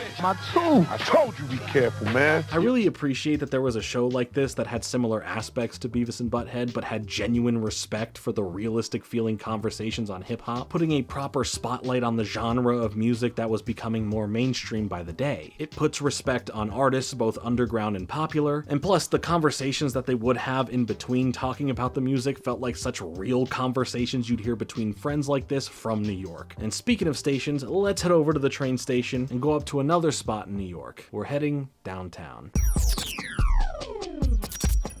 Anyway, I can because, I've got stuff to do. Downtown feels like the perfect representation of the grunge of the 90s coming to an end. This series was created by Chris Prynoski, who would later go on to create the series Motor City on Disney XD, which was originally pitched to be an MTV show, just a fun tidbit. Downtown is the perfect photograph that captures a pretty realistic version of the 90s right before the turn of the century. Here we follow a cast of characters ranging in the ages of late teens to mid-20s that all face various everyday challenges in their lives that all fit to what the human experience could be for any one of these characters trying to get by while living in New York City. Yo, how much is that, Mr. T? 50. You gonna buy it or drool over it? This might be one of MTV's most interesting shows because it can be funny, but it's not a goal of the show. It could be happy, but that's not how things would always be. But it wasn't dark and it wasn't disgusting. It was just 90s New York and the people that lived there. Seriously, the main goal of the series was to create what felt like this exact moment in time was preserved within the series. Chris stated that he wanted people to be able to rewatch the series however many years in the future, and no matter what, Downtown should always feel exactly like New York in 1999. The color palettes are very muted, the voice acting is delivered in realistic ways that you'd talk to your friends, and life for all of these characters can be a roller coaster. There are good times and there are bad times. Things are looking up and sometimes they're looking down. Through this lens, we get perspectives through all these different characters who have their own distinct personalities as well as diverse backgrounds that are ingrained into their identities and personal experiences. I woke up last night. We mainly focus on Alex as everyone branches off from him as he moves into a not so great apartment in New York City. He's not fully found his way, he's kind of just coasting through life, and he has a lot of personal growth to go through. While for someone growing up in a more suburban area or an environment that isn't a city, there can be a lot lost on you or certain relatable aspects that you can't connect with that are specifically experiences that can only be had by those living in a city, navigating a place like the concrete jungle both above and underground with the subway and transit systems. 90s lingo and clothing styles were another big thing as well, and aside from the usual terms or standard clothing trends from the time, Downtown pulls from what was directly from a time in the city that in some cases couldn't be replicated or found anywhere else. I feel that the art style of the show really blends the attitude of the decade and the matching depictions of these individual characters very well. Because of this more naturalistic approach from the voice actors, conversations between characters, especially between Alex and Jen, would have them sound like genuine good friends. Shut up! Jen! Constantly responding to one another with this level of chemistry that makes you feel like maybe outside of these 13 episodes, that they have been friends for a long time. And that's right, you did hear me say 13 episodes. The show that captures the end of the 90s pretty perfectly wouldn't end up making it out of 1999, becoming a slight hidden gem of the era that is worth the teleportation back to its place in time. The series was just canceled, I guess. No one really has that answer as to why or what even happened, but in saying that, I think it's quite poetic that it didn't continue on. It captured the feeling of the end of the 90s in New York and serves as the encapsulated moment in time that made it so special in the first place, which was their goal. For Tomb Raider 3, for 1 hour of internet access. I love how a part of the process when coming up with the characters, that they were based on real people that they knew or who they would meet when originally trying to just go out on the streets, meet some interesting characters and animate to whatever they ended up capturing. In the end, every bit of how they landed on what the final product was made it feel so authentic. The series would receive high praise from fans and critics alike. I think it has a lot of personality to it thanks to the production of the series that led to what would eventually make it to the screen for the final product. If you've never seen Downtown, I'd actually recommend checking it out, at least for the sheer fact of how well it does capture getting by in 1999 New York, and it's a small time investment of 13 22-minute episodes. But I'll give you something a little extra here. Let's take a moment to talk about the character of Goat real quick, whose real name is Scott, and he's the friend of Chris, George Christic, and Jody Schaefer, who all work together creating this web of cartoons like Downtown, Megas XLR, and Motor City, leading to a fun sharing of this character, in the show being someone they ended up including in some shape or form. Outside of Downtown, the character of Goat in Megas XLR would be the same character as he was portrayed in Downtown. For Motor City, however, there's no direct connection that the character of Jacob here is related to Goat, outside of the design just being based on him as a nod to the other shows. But either way, I've mentioned this both in my Motor City video and my Megas XLR video, at least I believe I have, but you know, just to make sure, I want you to know and see this cool fact. Also, Megas XLR is filled with anti-MTV moments all over the place where you can understand a bit more about how all of these creators may have felt towards the network in the end. Whew, alright, now it's time to enter into the new millennia and get our Willennium groove on.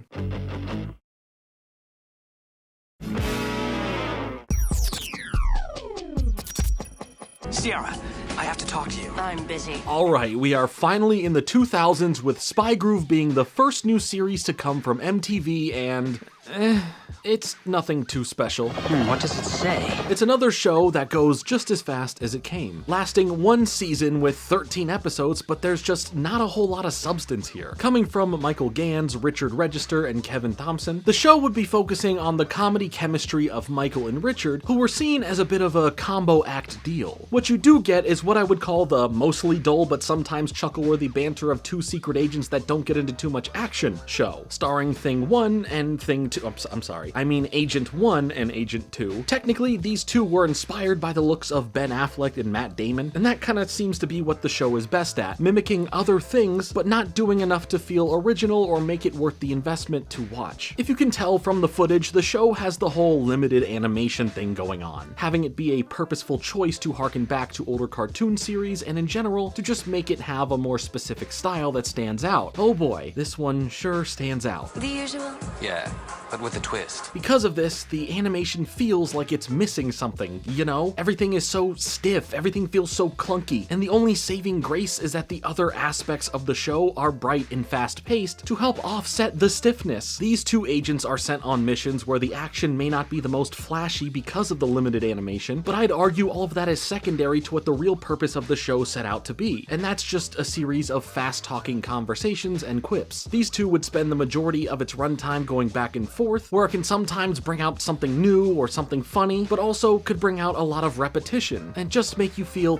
tired. It's like they knew you'd get tired by just looking at the same still image barely moving, that they had to go and make sure the color palette was so bright enough that it would keep you awake. I find it hard to really keep describing parts of the show without just comparing it to other shows that would do all of this a lot better. Like, if you want this exact show that does the whole limited animation thing and has jokes coming at you a mile a second, then just watch Archer. It's basically the same thing, but it's able to execute this style really well. This, again, while having some cool things about it, just doesn't offer you as a viewer enough of what makes it work, and way too much of what can be found done better in other places. I just wish there was a bit more of some substance here that I could point out so I could mention some redeeming qualities, but that sadly just isn't the case. Something that isn't sad is me taking a bit of a break to drink some Gamersupps. You can head over to Gamersupps by clicking the link in my description, and by using my code FRINGE, you can get 10% off any purchase you ever make for yourself. There's tons of great flavors, both new and old, and lots of great other things like their shaker cups, merch drops, and so much more. Use my code FRINGE every time you purchase anything from Gamersupps, and you'll save 10% off your order. It helps support the channel, and you'll save some money, so use my code FRINGE at checkout, and I'll truly appreciate you.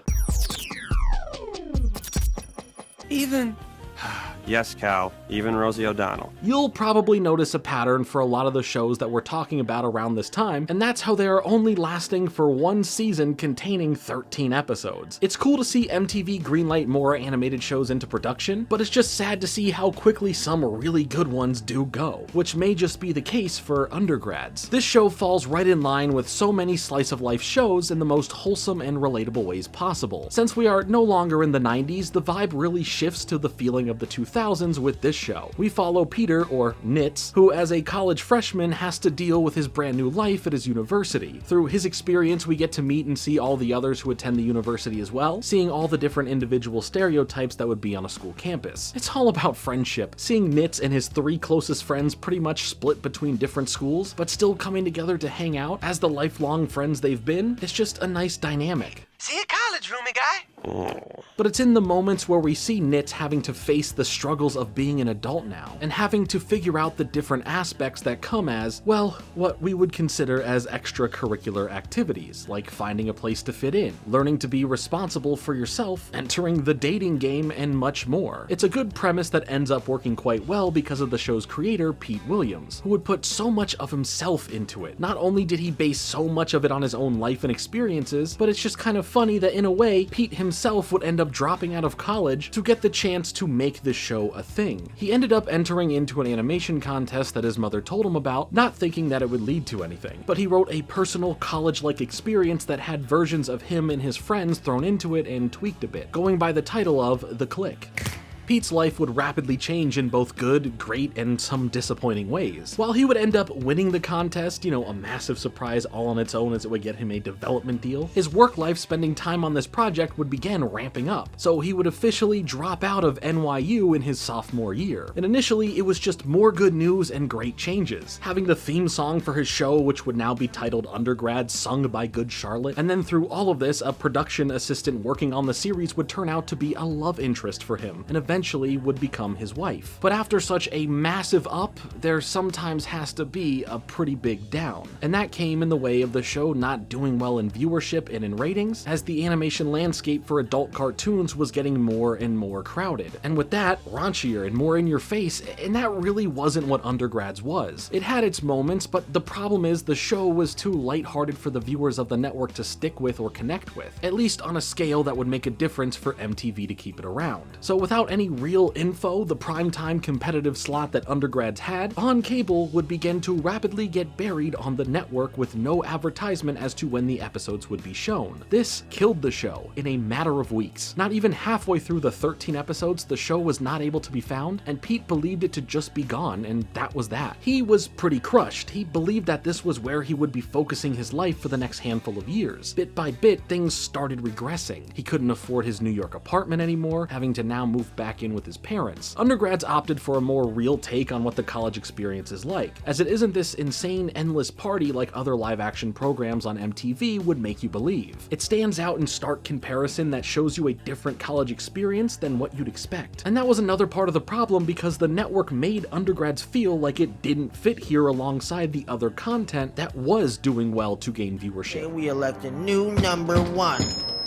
After this, in 2004, Decode, a Canadian studio, wanted to come in and help fund the second season, give the series a second wind, and this could be the save needed to turn things back around. But MTV didn't make this easy. They didn't want to team up and broadcast the show, even if they didn't have to front the bill. And they didn't want to give up the rights either, meaning that Pete's series is stuck with MTV and can only be used at their discretion for whatever. As time went on, Pete's life shifted a bit, and Undergrads became this obscure memory for those who even ever saw it. But those who worked on it never forgot. At least that's how it felt. Until now, 10 years post the show's initial release, people who worked on the show were getting reached out to, as they would all be asked if they would want to come out to a convention to talk about the show, and to all of their surprise, the panel that they held was packed and needed to have extensions for more discussions on a second day to cater to the massive overflow that couldn't get into the first panel. This was the spark needed to get Pete and the others motivated to face MTV to get the rights to Undergrads back. It had been so long though that it was always new people that they'd have to deal with when reaching out, but it was left in such obscurity with the network in general, MTV didn't even know that they owned the rights to the show. Even then, this wasn't going anywhere. They were able to get the go-ahead to make a film just called Undergrads, but it couldn't feature anyone from the original show, which kind of defeats the purpose of why they are fighting so hard for the rights. Now, basically double the age he was when the series was first made, Pete was still fighting for the rights in some shape or form. And finally, in 2018, Pete would get the rights to his show back. All of the hard work fighting for it paid off. Hello, life of sobriety. But now the next stage began. Money needed to be raised and a Kickstarter was launched, and the goal was to make a finale movie that can finally give Undergrads a proper send-off. And that goal was smashed within a month, earning well over the amount asked for to make this production happen. There are still so many steps beyond just funding the pre-production costs and all that, but they were planning to get the movie done and out by 2021. The world ended up going through that thing, remember? So now realistically, the new goal was set for 2025. Now, the latest update as of making this video comes from Pete on the Kickstarter saying on October 15th, 2024, that they aren't as far as they'd hoped to be in cutting together the animatic, but he is committed to staying locked in and giving it his best efforts to keep the momentum of this project going forward. So hey, we may just get an actual movie to this rather obscure series in 2025. But it just goes to show you a fan base can really lift something up, even if it's a short-lived show that was seemingly buried by the network due to poor viewership. I think this whole story is so wholesome and inspiring, and I really hope that Pete and all the others working on the film are able to see it out fully to the end and make it a reality. Not just for the fans who helped get it made, but for you, Pete. It's something you deserve to see all the way through to the end. And a big thanks to your fans for motivating your fight against MTV. That would then result in you getting your original idea back. Your fans believed in your vision and they funded you. And I look forward to seeing what happens with the movie in the near future. What if I'm not smart enough to be here? Oh wow, another 1 season, 13 episode long series. Who could have guessed? 3 South. It's kind of like the same thing as Undergrads, but unlike how that show handles its look at college life, 3 South was focused on the typical comedy side of things like the other adult shows around it would. This series was coming from Mark Henteman, a Family Guy writer who would take a chance at creating his own show here in the time that Family Guy went off the air while it was temporarily canceled. This look at college life would follow best friends Sanford and Dell, who end up rooming with Joe, the smartest person in the entire school, as everyone else there is, well, not so smart. So, how's college treating you? Joe is made to be like the bad guy here, as he is not amused at all the stupidity of his roommates. But what's really surprising is that 3 South is honestly a pretty decent show filled with a pretty good sense of humor that makes spending time with them in the series worth it enough to enjoy what the series has to offer. There really is a lovable charm to Sanford and Dell, as they are just fun and silly dudes, and while definitely meant to look ugly, I do like the designs of some of the characters in the show, like especially Dell's. I mean, just look at him. This is peak. Wake up, Mr. Buckles, we're here. Overall, it's a decent show that made me laugh a number of times, and despite it being a show from the 2000s, it really has the 90s feeling all over it. There easily could have been more episodes of the series made if it had the viewership to back it up, and for the most part, I think it deserves that at least. It's not the funniest show, and it won't break new ground, but it had just the right blend of Family Guy humor and something completely new to keep my attention. Give an episode a shot, you may feel the same, you may feel different, or you may feel nothing at all, which in that case you may want to call your doctor. The series would end up not airing all 13 episodes on TV, with the 11th episode being played on MTV2 over 3 years after the previous episode did, and episodes 12 and 13 would just be forgotten about. It's all good for Mark though, he would just go back to Family Guy and move on to make other projects eventually, like Border Town. Oy. Now, we've spent a good bit of time in college here. Why don't we go back a little bit and see what high school life would have been like for some of the world's most historical figures.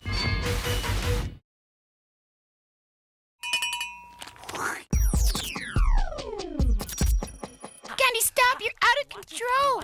Are you watching? Are you watching? Clone High, another pretty high-profile show that had a substantial cult following over the years. Coming from Bill Lawrence and the duo of Phil Lord and Christopher Miller, who would all go on to have pretty big resume-filled careers with no major introduction needed, Clone High would be a series about high school life, but with a twist. Ooh, M. Night Shyamalan is literally shaking from joy just thinking about it. The twist is that the students at the school are comprised of cloned versions of historical figures from throughout history, with the whole school being this overall experiment set up by the US government. The big draw here is seeing the teenage interactions of all these random characters and what bits of comedy can come from that. You have Abe Lincoln, Cleopatra, Gandhi, Joan of Arc, and JFK, and it's fine. I think the show does offer a good bit of funny moments with their interactions, but outside of some specific moments here and there, I feel it starts to run its course for how long the charm of it can last. What is this touchy-feely bullcrap? Obviously, JFK in his jock-type playboy attitude is a standout, and he constantly has has some of the best bits or one-liners in the entire series. But outside of that, I never really cared about these characters all that much by the end of the series, as it once again was another show that ended after one season having only 13 episodes. It did come back, and I'll get to that in a moment, but the show's cult following would have been what really saved the show from just dying out completely. I really feel that the show would have benefited from more characters to play with here, but in the initial concept of the series, Christopher and Phil would end up having to carefully narrow down who they could pick from to try and avoid controversies or worry about who could possibly come after them in a litigious manner. At first, they were able to pitch the series to Fox, as Christopher claimed that to be like the easiest pitch ever. Unfortunately, the powers that be over at Fox were changing around, leading to the series getting rejected, but at least the two would be able to resell it now to MTV, as they would come in purchasing Clone High in 2001. They were able to get some office space to work thanks to Bill, who is their godfather, giving them space in an empty part of the North Hollywood Medical Center in Scrubs, which was a show that Bill created. Regardless of trying not to get in trouble with the historical characters they had in the series, their portrayal of Gandhi didn't sit well for the whole country of India, leading to a massive situation where the head of Viacom, Tom Freston, was, quote, trapped in the building when he was at the India branch of the network thanks to protesters threatening to take away MTV's broadcasting license in India if Clone High wasn't canceled. This was all happening even if Christopher and Phil learned more about what a younger Gandhi was like through their deep research into it while developing the character. The series made Gandhi's character a lot more like that, having him always be this loud, life of the party type of person based on the creator's findings. I think the biggest problem overall for the series is that it doesn't really do too much with the premise that was set up. It's just high school, albeit one that is set up by the government, where the kids we follow are famous figures from history. And yeah, there are references and jokes that pertain to who these people are, but outside of a pretty interesting ending, the series doesn't really do it for me. I'm sure you can make an exception for one day. Well, I'm tired of making exceptions. Look, I get it. I have the wrong opinion or take on this. I understand. But I just can't get into it. I don't think it's awful or anything. I just would rather watch something else. If you like it, hey, that's great. Most people I know do. Sadly, for those who were into the series, MTV would apologize on behalf of the show and then gave the creators a chance to pitch a second season concept that would rework, replace, or get rid of the character of Gandhi. But even when trying to come up with something, MTV turned it down, and Clone High would last only as something supported by a cult following who always wanted the series to continue. Now, in addition to that, thanks to so many bit pieces from the series being turned into viral memes over the last who knows how long, so much so that you'd be hard-pressed to find someone who isn't aware of this series, or at least hasn't seen the memes. But after a decade of silence, there began to be some conversations starting in 2014 about the possibilities of the series coming back, even a prospect of it being a live-action series. But what really matters is that 9 years later after that, the series would come back for not just one, but 2 more seasons, with the biggest change being Gandhi wasn't there. Sadly though, much like what happened with the end of the first season, this new 3rd season of the show would end on a cliffhanger and then not be renewed. And I guess it really was a clone of itself all along, or something. Pretend that was way wittier than it sounded. I don't have a good transition here for the next show.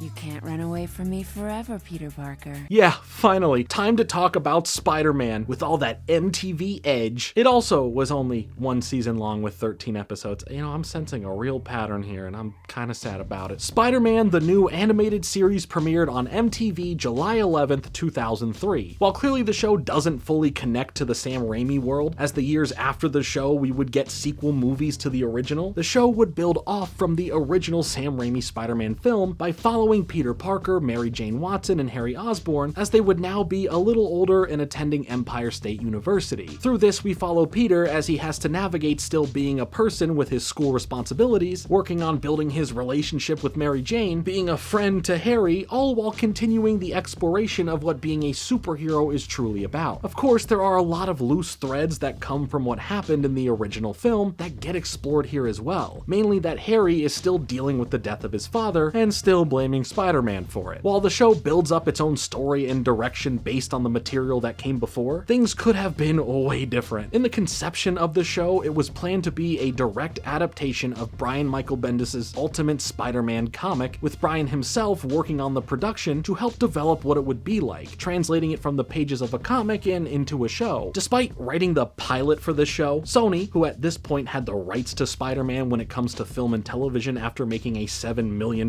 purchase from Marvel, never used what Brian had written. But why? Why wouldn't they go with the pilot if the original plan was to adapt Ultimate Spider-Man and you had the creator of that working on it with you? Well, plans change, especially when you're Sony and you just created the first Spider-Man movie that was met with immense praise and success. You start feeling like you should ride that train some more. Unfortunately, when things derail here, Spider-Man doesn't show up to stop that train. So this Spider-Man series would be reworked a bit, and now Sony would bring on screenwriter and producer Morgan Grendel to move forward and develop the show. While there were guidelines for some continuity's sake, Morgan was allowed to come up with brand new characters that could make sense in this new setting and time in Peter Parker's life, which we will get into that here shortly. With this being the early 2000s, the medium of animation was starting to change, with more shows making the jump from 2D to 3D thanks to the use of CG animation. If Spider-Man the New animated series was going to go this way, they might as well get the people responsible for bringing the first CG animated show created, Reboot, to be the company producing the look and animation for the show, Mainframe Entertainment. So why MTV? You're telling me music television wanted to have their own Spider-Man cartoon? Well, in their quest of greenlighting and trying new things with a ton of random animated series that last one season, a deal was struck and MTV ordered the creation of a Spider-Man animated series. A new animated series. Sorry, I could not help myself. So it's interesting that this happened, but here we are. MTV is getting their own exclusive Spider-Man cartoon, and your new Peter Parker here, who is supposed to continue the version Tobey Maguire played, would now be voiced by Neil Patrick Harris. MTV is this middle ground weird choice in the way that the content the channel releases falls under the teen and young adult demographic, but as we've talked about with Beavis and Butt-Head and Daria, who even knows what age range is actually watching this channel? I was watching it. I was younger. Then I got older. I was still watching it. But here, while they could have a Spider-Man series that would be able to reflect this older adult demographic that the channel would have a bit, MTV still wanted to have that little olive branch to younger audiences, since at the end of the day, it's still Spider-Man. So weird things happened behind the scenes for the production, like not having Aunt May be a part of the series. Despite being an important figure in Peter's life, apparently MTV was worried that by having some form of elderly person represented in the show, it now wouldn't connect with the younger audience tuning in. I don't quite get the logic here, but whatever. See you later, Aunt May, I guess. Aside from stuff like that, the show flowed fairly smoothly as MTV's more chill conditions led to more creative freedom to make the show. Even then, there were production delays which caused the biggest problem for the show's audience to follow along with, as episodes would be released in the wrong order, causing lots of confusion for what's going on. I mean, the first episode in order wasn't the first episode to release and bring you into the series, which is just probably not the smartest thing to do when launching a new show. The order of the episodes using the numbers 1 through 13 were premiered in the order of 8, 4, 3, 5, 6, 7, 11, 10, 2, 1, 9, 12, and 13. So from mid-January until mid-September as the show premiered, it really made it difficult to follow the series. Now, thanks to the DVD release, you can enjoy them in the correct order, but whew. The series, in terms of what the episodes themselves offer, are pretty good, and do a great job at keeping your interest in the action, as there are some really well done and artistically directed showdowns that are just so cool to witness. Peter's whole on-again, off-again thing with Mary Jane is interesting in the fact that there is a clear difference between the two of them, as Peter and Mary Jane versus Spider-Man and Mary Jane. But how she's into Peter and kissing him one episode and then they aren't together in the next just made things mostly unclear for what their future or plans for their future really is, especially when we get introduced to the new character of Indira, or Indy for short. She's someone who comes into the series as a character specifically created for the show that works with Peter and has a real connection to him that feels a lot more real than Peter's and Mary Jane's is in the series. From this point in the series though, it creates a larger dynamic between Peter and the two of them, and that's great and all for some drama, but Peter's relationship with Indy is so much more interesting. One, there is just so much sexual tension between the two of them, with a ton of very suggestive comments or innuendos made that things always feel a bit too steamy, but other parts of the show feel this way too, so the whole show is pretty down bad. And two, as Peter, they work together as he takes photos while she does her journal journalism work, but he also uses information he gets from her to secretly aid in his Spider-Man saving the day activities. It's a twofer, kinda. I just found myself caring way more about them and their relationship over anything that had to do with MJ. This does come back around to something way more intense and engaging when we get to the end of the season with a set of 2 episodes titled Mind Games Part 1 and 2, as Peter is pushed to his ultimate limits here. As the series has shown us brand new villains that are created specifically for the show, the series comes to an end with 2 other brand new characters known as the Gaines twins, as they have the ability to mess with Spider-Man's mind thanks to their super psychic powers, leading to Peter seemingly getting over this and being unaffected and taking care of the twins and continuing on about his day. So as we move past that for now, Peter deals with both MJ and Indy as they pull the ultimatum card of making the hard decision in life, and that's him picking one of them to pursue. He can't flow back and forth in how he feels day to day and have both of them. But from this, Peter decides to continue to pursue his interest in MJ, showing that he trusts her and reveals that he was Spider-Man this whole time. Then Kraven the Hunter comes in and,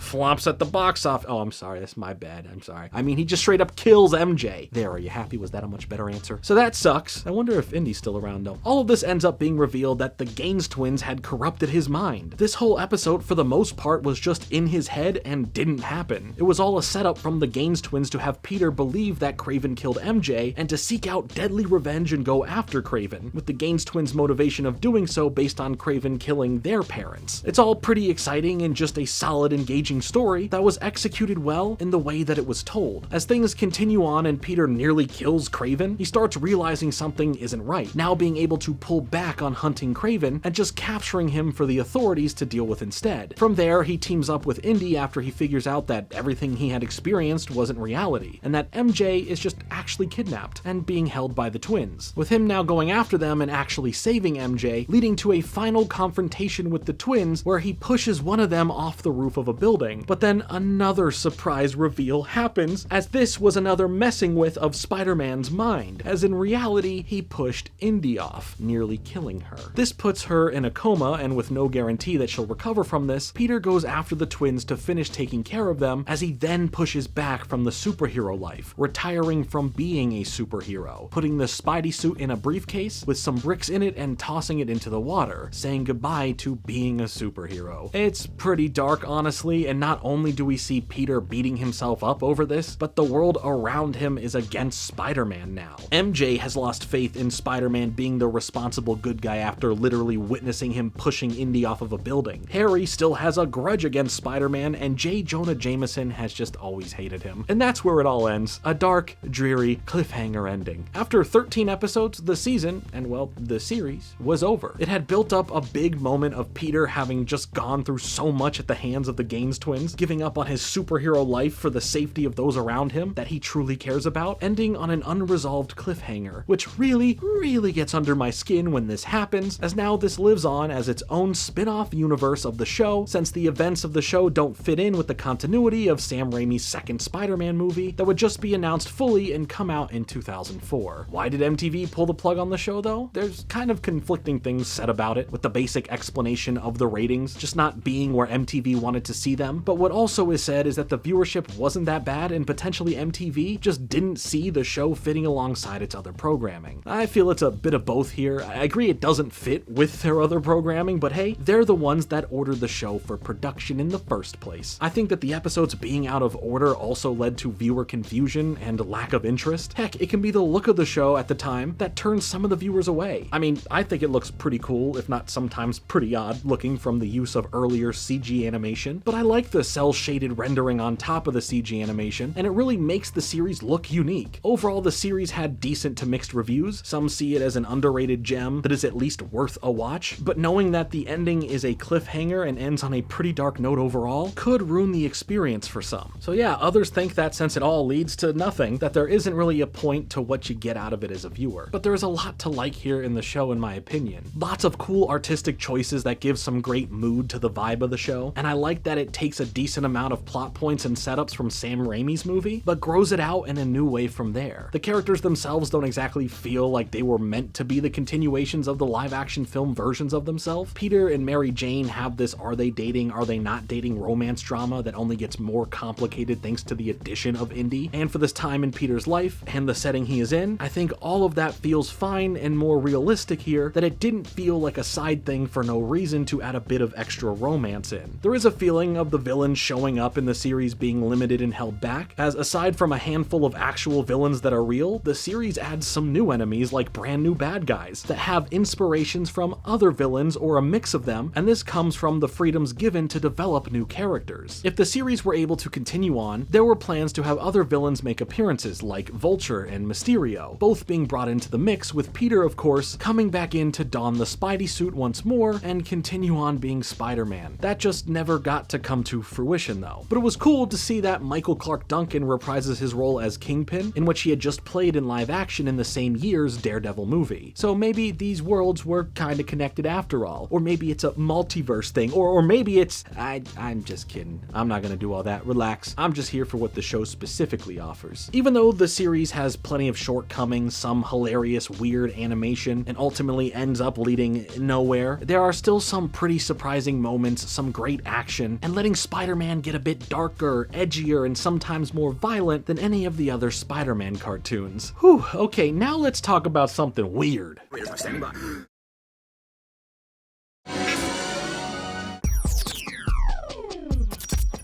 MTV's Video Mods was essentially what AMVs were, except instead of watching Naruto and Sasuke have their iconic fight with some music behind it, Video Mods would be these used character assets from video games to make music videos involving them with real music. So it's kind of like an animated series. I mean, someone did have to manipulate the source code or assets or something to make it all happen. I don't know how any of this all works. My girlfriend probably does, but me, I don't have a clue. I just take in what I'm seeing and believe it's magic. I mean, how else is SpongeBob making a All the Small Things Blink-182 music video? Or how is there a Fight Club video game that I'm not allowed to talk about or acknowledge that has fused with Get Low by Little John and the East Side Boys? Or even Guitar Hero somehow playing Fat Lip by Sum 41. Oh, wait, no, that one can actually happen. There's like 40 of these music videos made that would fill up a total of 6 episodes. Hey, at least it's not another 13-episode single season. This was a 2-season show with 6 episodes. I don't know if that makes things better or worse. Either way, there's really nothing to mention here. I just think it counts, and I think it's so mid-2000s to see stuff like this, and it makes me feel nostalgic for the time. This whole concept was created by Tony Schiff, and MTV would work to get the rights to work out so that we can have this weird amalgamation of content work, and throughout the years, a lot of these became lost media, and then they were found and released online, and what else is there to say? It's just cool and goofy and harmless. Yeah, we can ask why, what's the point? But I think you should be asking, why not? At least we can all agree that Stacy's mom from Fountains of Wayne totally works with The Sims 2. If you get what I'm saying, then you get what I'm saying. If you don't, it's okay. I don't know either. Poopy boogie vote Chuggy say. Flat out, Wonder Showzen should be illegal and never should have been played on TV, is what I would say if I were a parent and somehow my kid watched this horrifying nightmare of a show on accident. Stop it.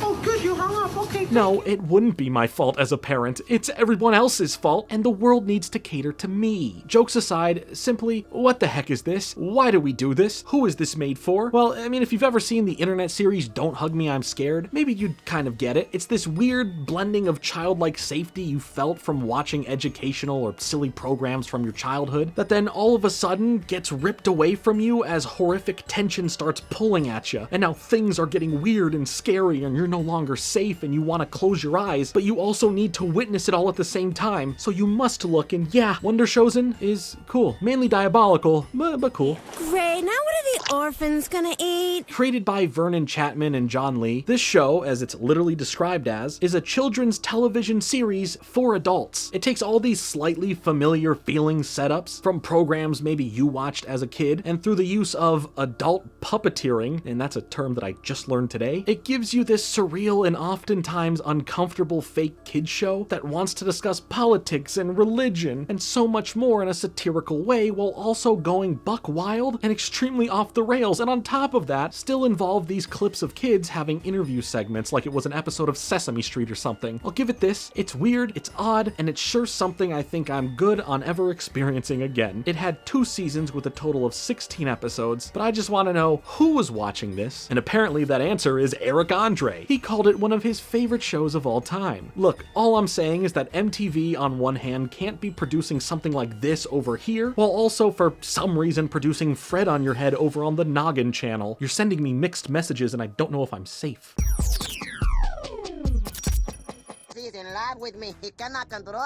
If you had to pick one show I've talked about today to skip, let it be this one first. It's probably the worst, it is the worst animated series to come from MTV, at least so far. Who knows what the future holds. Created by Orlando Jones, PJ Fish, and Paul Diacri, the series follows the adventures of Chico and Guapo. What a concept. These two are interns who work at a recording studio, and they get tangled up in some ridiculous situations and even cosplay as Beavis and Butt-Head, metaphorically, by reacting to things, specifically whatever's on TV. The series lasted for 5 total episodes, and in a month and a half, it was over and gone. Hey, art is subjective, right? Go on, watch the series, and tell me something good about it that you liked genuinely. Leave a comment if you can. And for those who are already commenting about a certain character, I already know what you memers are gonna say, and you ought to be ashamed of yourselves.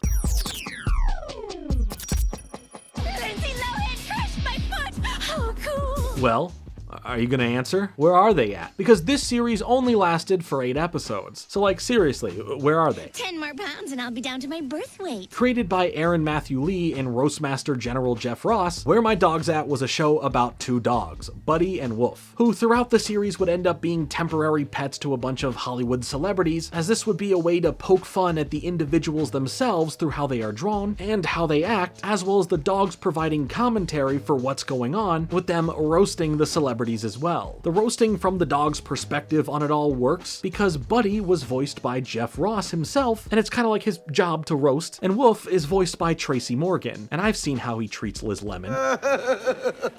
The show would feature a bunch of popular celebrities from the time that were either easy targets to pick on for surface level things or for some low-hanging fruit, and others would just feel like they were chosen because why not? Like Snoop Dogg is here because his name is Snoop Dogg, while they would have Paris Hilton or Lindsay Lohan on to poke fun at how they look or how smart they are. There wasn't too much here either though. It didn't get received well, and it caught some heat, causing MTV president Christina Norman to come out and respond to criticism under the guise of it all just being satire. The series lasted like a month anyway, so no harm, no woof.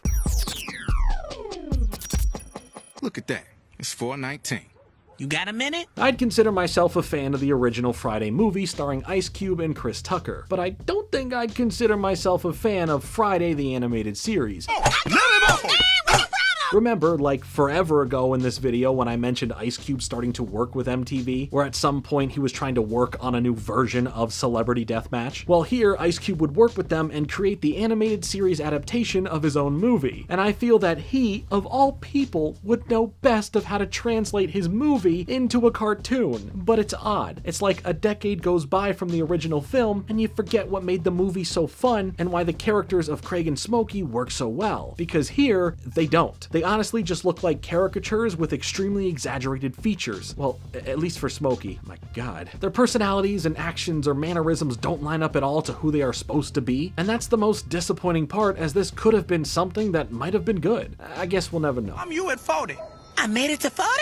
The quality of the animation was extremely noticeable, the lack of anything interesting, like at all happening, was noticeable, and all it made me want to do was go and watch the original movie. It lasted 8 episodes and was gone in 2 weeks. Spit in Ken's coffee. No. Do it. Okay, hear me out. Genius idea, never been done before. What if, and wait, don't interrupt me. What if we have a show about 2 characters who react to things? I bet you've never heard that one before, huh? Oh, you have? All right, well, too bad. Here, we're gonna do it again. DJ and the Fro comes from creators Dave Jesser and Matt Silverstein, the duo behind Drawn Together on Comedy Central. But that's a video for another time. Here we have DJ and we have the Fro. Can you guess which one's which? Very good, chat. You get a gold star. The series follows these 2 co-workers who just watch some random videos on the internet. That's it. It lasted for like 12 episodes, but it's like they wanted it to just be over and done with because in just over 2 weeks, the series was gone. All the episodes came out. I guess you can say it's DJ and the Frover. No, I shouldn't. No, and I hate myself now.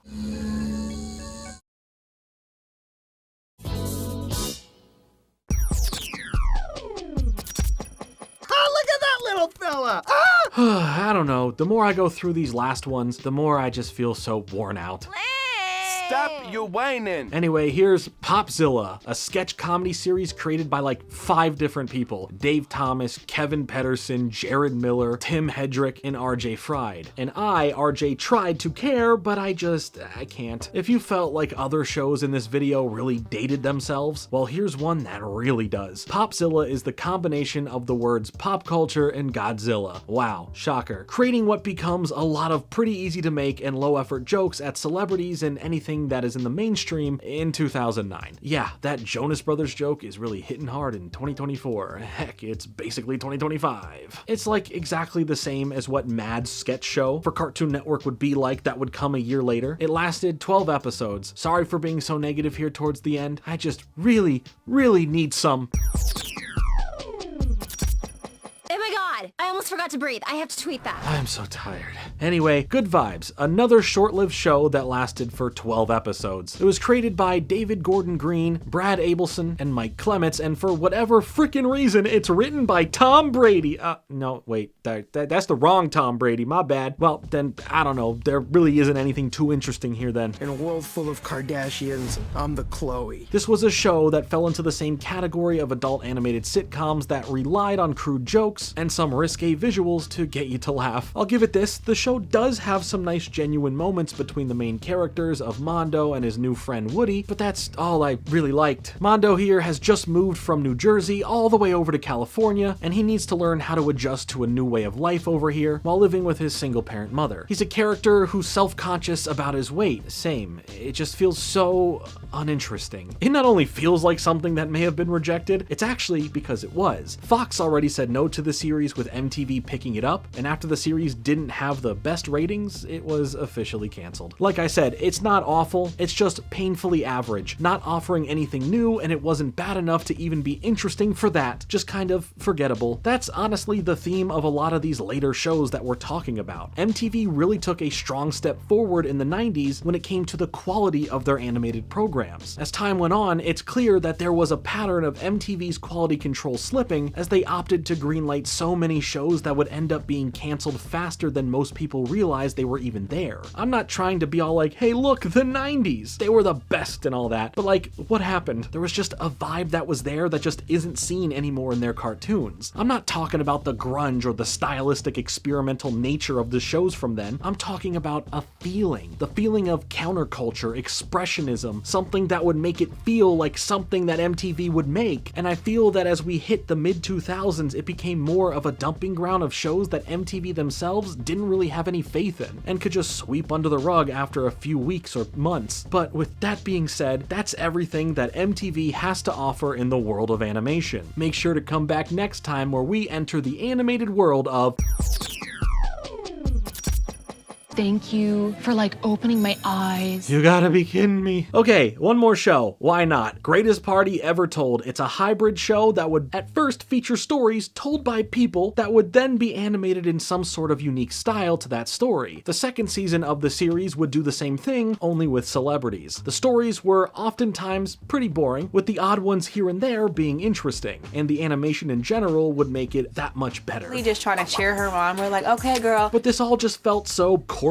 What happened to MTV at this time? The backgrounds are clearly staged sets. The stories, for all we know, could be fake. And after the 20 episodes that came out, it was over by the end of the same year it came out. Like, it's not awful. It's only on the list because of it having animation within it. But other than that, I don't really think you're missing anything here that's worth your time. But that's up to you. But now, with that all being said, that was the animated side of MTV. There was an incredible amount of history here that really paints a cool picture of how MTV rose to some sort of animation prominence in the 90s, only to see it start to fall apart the further into the 2000s we got. Now, in the 2020s, we are seeing a mixed bag of revivals being made, with Beavis and Butt-Head currently still going, Daria's spin-off Jody movie maybe or maybe not happening, and Clone High getting put on ice once more. Now, Channing Tatum's The Maxx may not be animated, but hey, that's coming, right? Oh, The Undergrads, there you go. Probably the most exciting up and down and up again story of the day, with a happy and hopeful ending that may give you something to look forward to. Here's something else to look forward to, and that's more videos in the new year. Thank you so much for watching. Make sure to leave a like on this video and to subscribe for more videos like this coming soon, but until then, see you in 2025. Later.